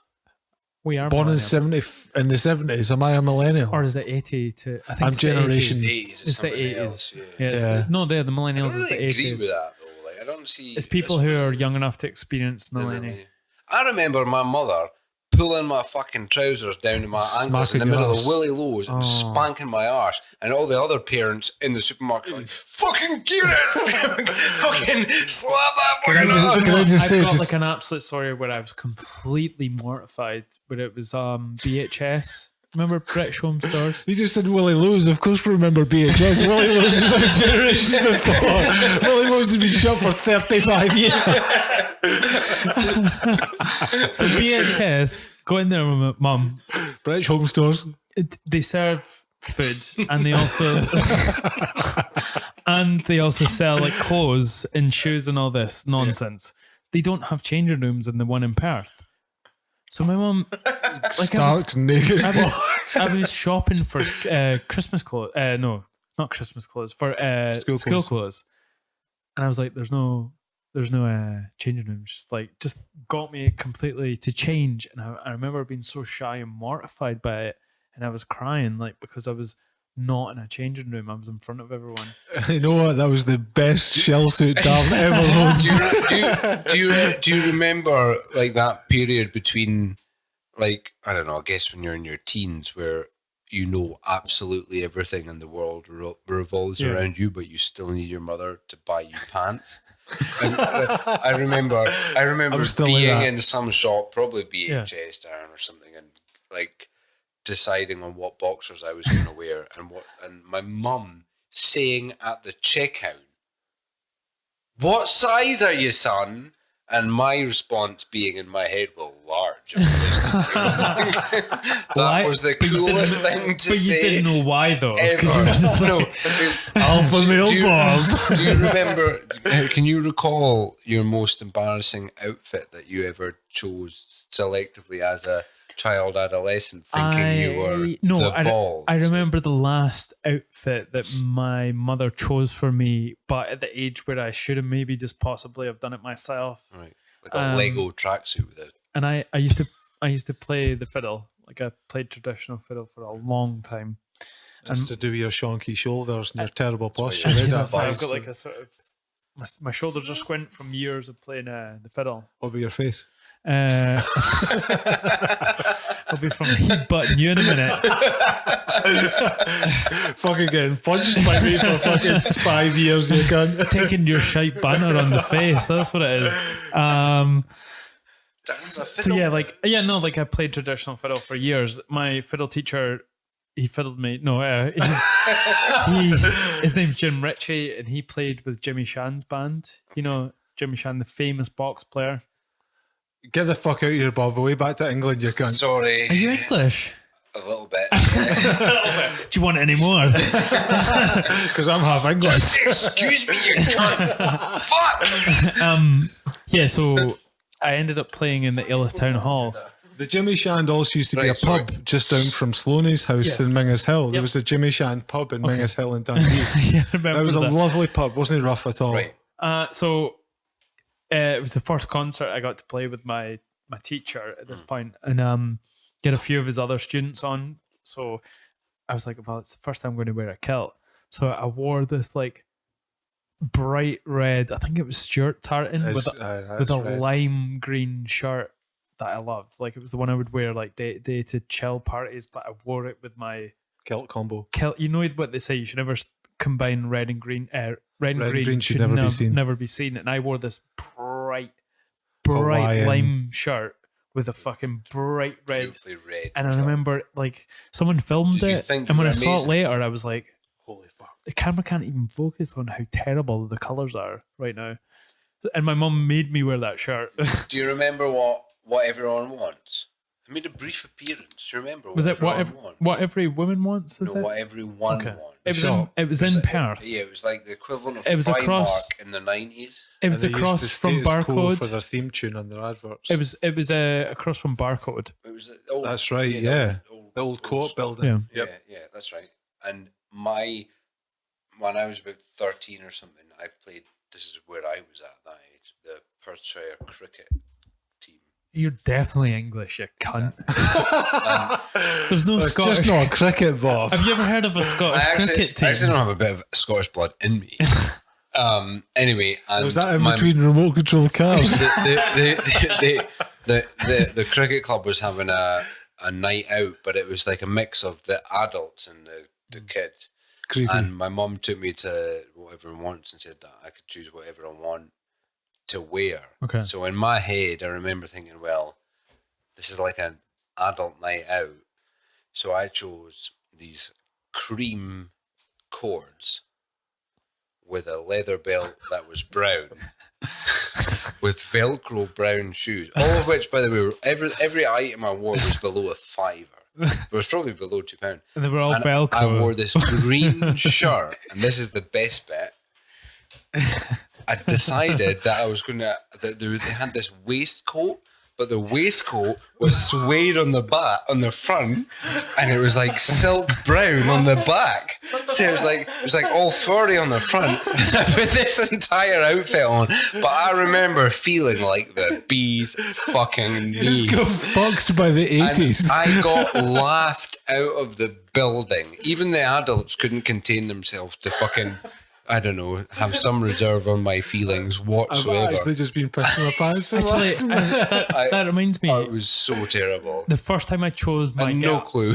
my get up for something like that, it was one of my friends' birthday parties in the town hall in Cooperangus, and I chose like all Nike. So it was a Nike top, I had my Adidas Nike face. poppers. Like, Nice. remember poppers? They were the least What fucking. were their functions? Well, it was for To people be that play ripped off. basketball. Right. Like, so they could wear their shorts underneath and then you just pop rip them them off. off. But no one plays basketball in Like Darren Scotland. justified that as if to say they were the best thing ever. And made. for diddlers as well to get right into your pants. What was that stripper show that had Begbie in it? What was that one called? Oh, I missed it. the Phil Monty. Phil Monty. Yeah. Dance Oh, Phil as in Monty in the the actor. Cooperangus Town Hall. Boom, look at my cheat. No, all I remember of poppers was the kid in my mechanics course at college that Used to couldn't force you to afford sniff them. poppers until they were out of fashion, Yeah. so had them like 5 years too late, by which time he was like a late teen and all the other apprentice mechanics were just clearly Clearly in your cords trousers with a off you waistcoat. every day, and he would wear them every time we went to college, Yeah. and every time he would be left running around But the listen, college I'm in his still wearing boxer skinny shorts. jeans and it's not 2005. What are you going to I do? would like to actually state that you're both wearing skinny jeans. I've whilst got a wearing yours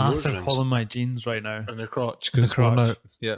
I would like to solely actually blame Rory Maidens for Fuck the skinny jeans Stop phenomenon. saying my full name. No, it's too late now. I'm sorry. Name and shame. I remember taking a picture of skinny jeans before they were even a thing and sending them to you via Facebook or something, saying, "Hey man," 'cause you used to wear like skinny Well, do you jeans, remember- but like short. But do you remember? Things? Do you Like remember they- in Scotland there was no such thing as I'm male wearing skinny man's jeans. jeans. There Yeah, was so you just only female bought girls' skinny jeans. My point exactly. And my first pair were, I tried to buy female ones in TK Topshop, Maxx, and I was or, just yeah. like, I can't do it. They're too tight in the crotch. You're a lying fucking cunt. I You and never- Stevie I Lane never- I were in never- lycra no. fucking jeans No. in 2000s. I- You fucking were. No, my- You guys, you can see the veins in your kneecaps, you cunts. But You you're see wearing you're a women's legend. What are you jeans on about? now. So You've what's seen the the vein in my fist in a minute. You didn't shut up. Nobody the first time.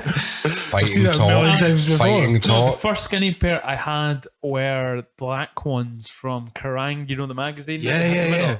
I didn't get the female ones because I wanted a pair, and I was like, the only ones they have are females ones, and I'm like, I just can't do it because Can I just say that ultimate skinny jeans are always diesel jeans? yeah.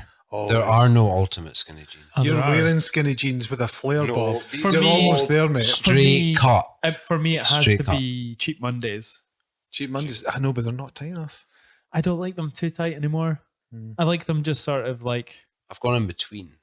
Bob, you've tumble dried your I've jeans gone- and it's fucked you because Come you've here. now got skinny jeans. I can't wear straight cut anymore. It feels too baggy on me. Yoga pants on with made of denim.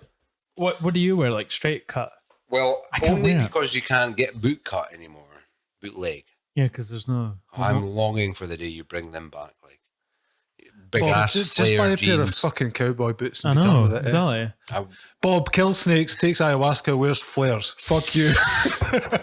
I like that flare genre of jeans. Can I also say that You- I want to go back to something, right? Well, no, actually, I want to talk about something. You didn't actually tell us your story about some, like a fashion Outrageous faux pas when you were younger. All right, okay. I'm just gonna. right now. I'm owning it. Well, my ultimate thing was that we actually had fuck all money, and my mum did used to use the catalogue or the clubby, as people would call it, and It's always better when you're a young teenager. and then in about 89, 90 or something about there, my mum ordered me a full Neighbours trademark shell suit. what? Neighbours. Yeah, so like Neighbours, the TV show. Like It the was Australian yeah, TV yeah, show. yeah. So it had like a logo which was like jaunty writing, and it was like all the way down the shell suit, the leg and the tracksuit top, and then it was like Did it have Jason Donovan on the back like pretty this? much shoot. Charlene on the front. I actually had Kylie Minogue in the gooch. No, so and then the thing is that she ordered it. It was too big for me, and I was like, "No, Mum, it's fine." And then proceeded to wear it. Wore it out the first time. It was like hanging off me like fucking This a trumps parachute. everything. And then the first person that saw me is just like, "What the fuck?" I laughed their tits off, and rightly should they have, because it was so fucking funny. And I remember going to school in it for some reason. But I had an actual leather school bag, sounding like when a neighbour's tracksuit with a leather I suppose satchel. no one beat the shit out of you. Why do you think I look like this? I got sent. My mum. So I used to be in the Cubs and then the Scouts, and they used to do jumbo sales. So you get the Cub jumbo Yeah, I sale. remember those. And my mum would shop for my school uniform at the Cub jumbo sale. So my trousers and shirts, like every kid, it would be the class photo. White shirt, white shirt, white shirt, white shirt, white shirt, white shirt, grey shirt, Bob, white shirt, can I just white say- shirt. Do you know what? And then it would When- be like flares. There was one time, That's I why you like kid flares, you not, isn't in it? second year, legit, not even boot cut, Right. second-hand trousers, school trousers from the Cub jumbo sale, legit flares. You can't even get off the school bus without getting a hiding for that shit. All of my school photos from primary 4 all the way through to primary 7 were a clubby sweatshirt, like a jumper. Gola. It was definitely Gola, and camo trousers. Always would wear camo trousers, and it'd have like a little compass on it because it would come with a compass. Just in case Is you that one got of those fucking brands lost. that is now cool? Is that I existing? mean, as in like Camouflage. camouflage. Oh, right, camel. Sure. sorry. Can I also say that when I went to Scouts, 2 of my 3 Scout leaders were put in jail for being paedophiles, and I just want to Well, you say, have to stop being a sexy kid, Rory. That's can I also So say, fucking good I've looking. never been so grateful to be ugly in all my life. They never touched me because I was fucking ugly, and like even as an adult, I'm like, Fuck yeah. Ugly. You're making me think of that. What's the Scottish comedian's name? It's Frankie Boyle's one What where does it's he say? like, what is the number one cause of paedophilia? Sexy kids. I actually went to, Well, why is it you're also like the general appearance of a paedophile? Oh, yeah, Like, he why has- are the people so attracted to those? Oh, yeah. Or something like that. don't know. But can I just say that one of the you know, we've talked a Think lot too about much. What is that. it about beards that kids find so What about sexy? growing up? Yeah. don't know, we've all got fucking beards. What the fuck? Can I just say though, is we've talked a lot about sort of mental health and trauma and everything, right? But one of the ways that I always deal with these things is by being horrifically brutal. Like, and that dark sense of humor has carried me through Oh, yeah. so much. But you know, I think it's intrinsically. you less so, Bob. You've got much less. So, Darren, But he you've definitely laughs, got though. a. He laughs, though. He like when we make jokes in front of him, it's something that he I have really an anxiety laughs at. disorder. That's why I don't join it. Yeah. Like when I know, like on one level, I'm like, that's funny, it's okay, but I'm also dealing with chronic anxiety at the same time. So when you're like giving the fucking stone cold Steve Austin fucking Costa guy the hard shoulder, I'm Yeah. like, I it's didn't so mean that. uncomfortable, but I can kind of relate to it, so it's okay. But it doesn't reflect you how he feels. That's his anxiety. I'll deal with that. at the Yeah, I same just time. wasn't really speaking to him. That was all. It wasn't as if I was being No, like you were pretty horrible. fucking malicious in your entire presence. It was my body language, it wasn't my language. You know, I'm going to be defensive with Listen, this. you were making me uncomfortable. Imagine what he was experiencing. Right. Well, I think on this note, we're pretty much done. This has like been no 2 way. hours. It's been No 2 way. hours. Yeah, man. Definitely for 3 because we've got. I think no we'll beer continue to have some beers anyway, regardless fair of people enough. listening. But thank you both for coming on the show. Honestly, Can I it's- just apologise for the carnage and nonsense that this podcast was? and this, I think it might be epic. yeah, it's going to be a great one, I think it might and be epic. it is going to be beat free. Sorry, Rory. Apart from the second name. Second name. Did you just say his name again? Oh, shit. This is not going to come out before Christmas The because I'm white- going to have to edit. The blank bit of paper done Did nothing. nothing. Yeah, didn't Nothing remember at all. you to do anything at all. Self-proclaimed good at It's visual a shame aids. there's not a night out following this, Because mothers lock up Do you their know what the sons. problem is? It's his name. Yeah. Yes. It's a fucking problem, eh? It's a problem. Let's get a dude. job, eh? It's challenging. Yeah, fuck talking It's like to me people coming back anyway. from Ecuador and going, I'd like to be called Robert now. Yeah. All Fucking right, Bob. Aubrey Marcus did it. All You know right, what I mean? Bob. Double standard, Jesse.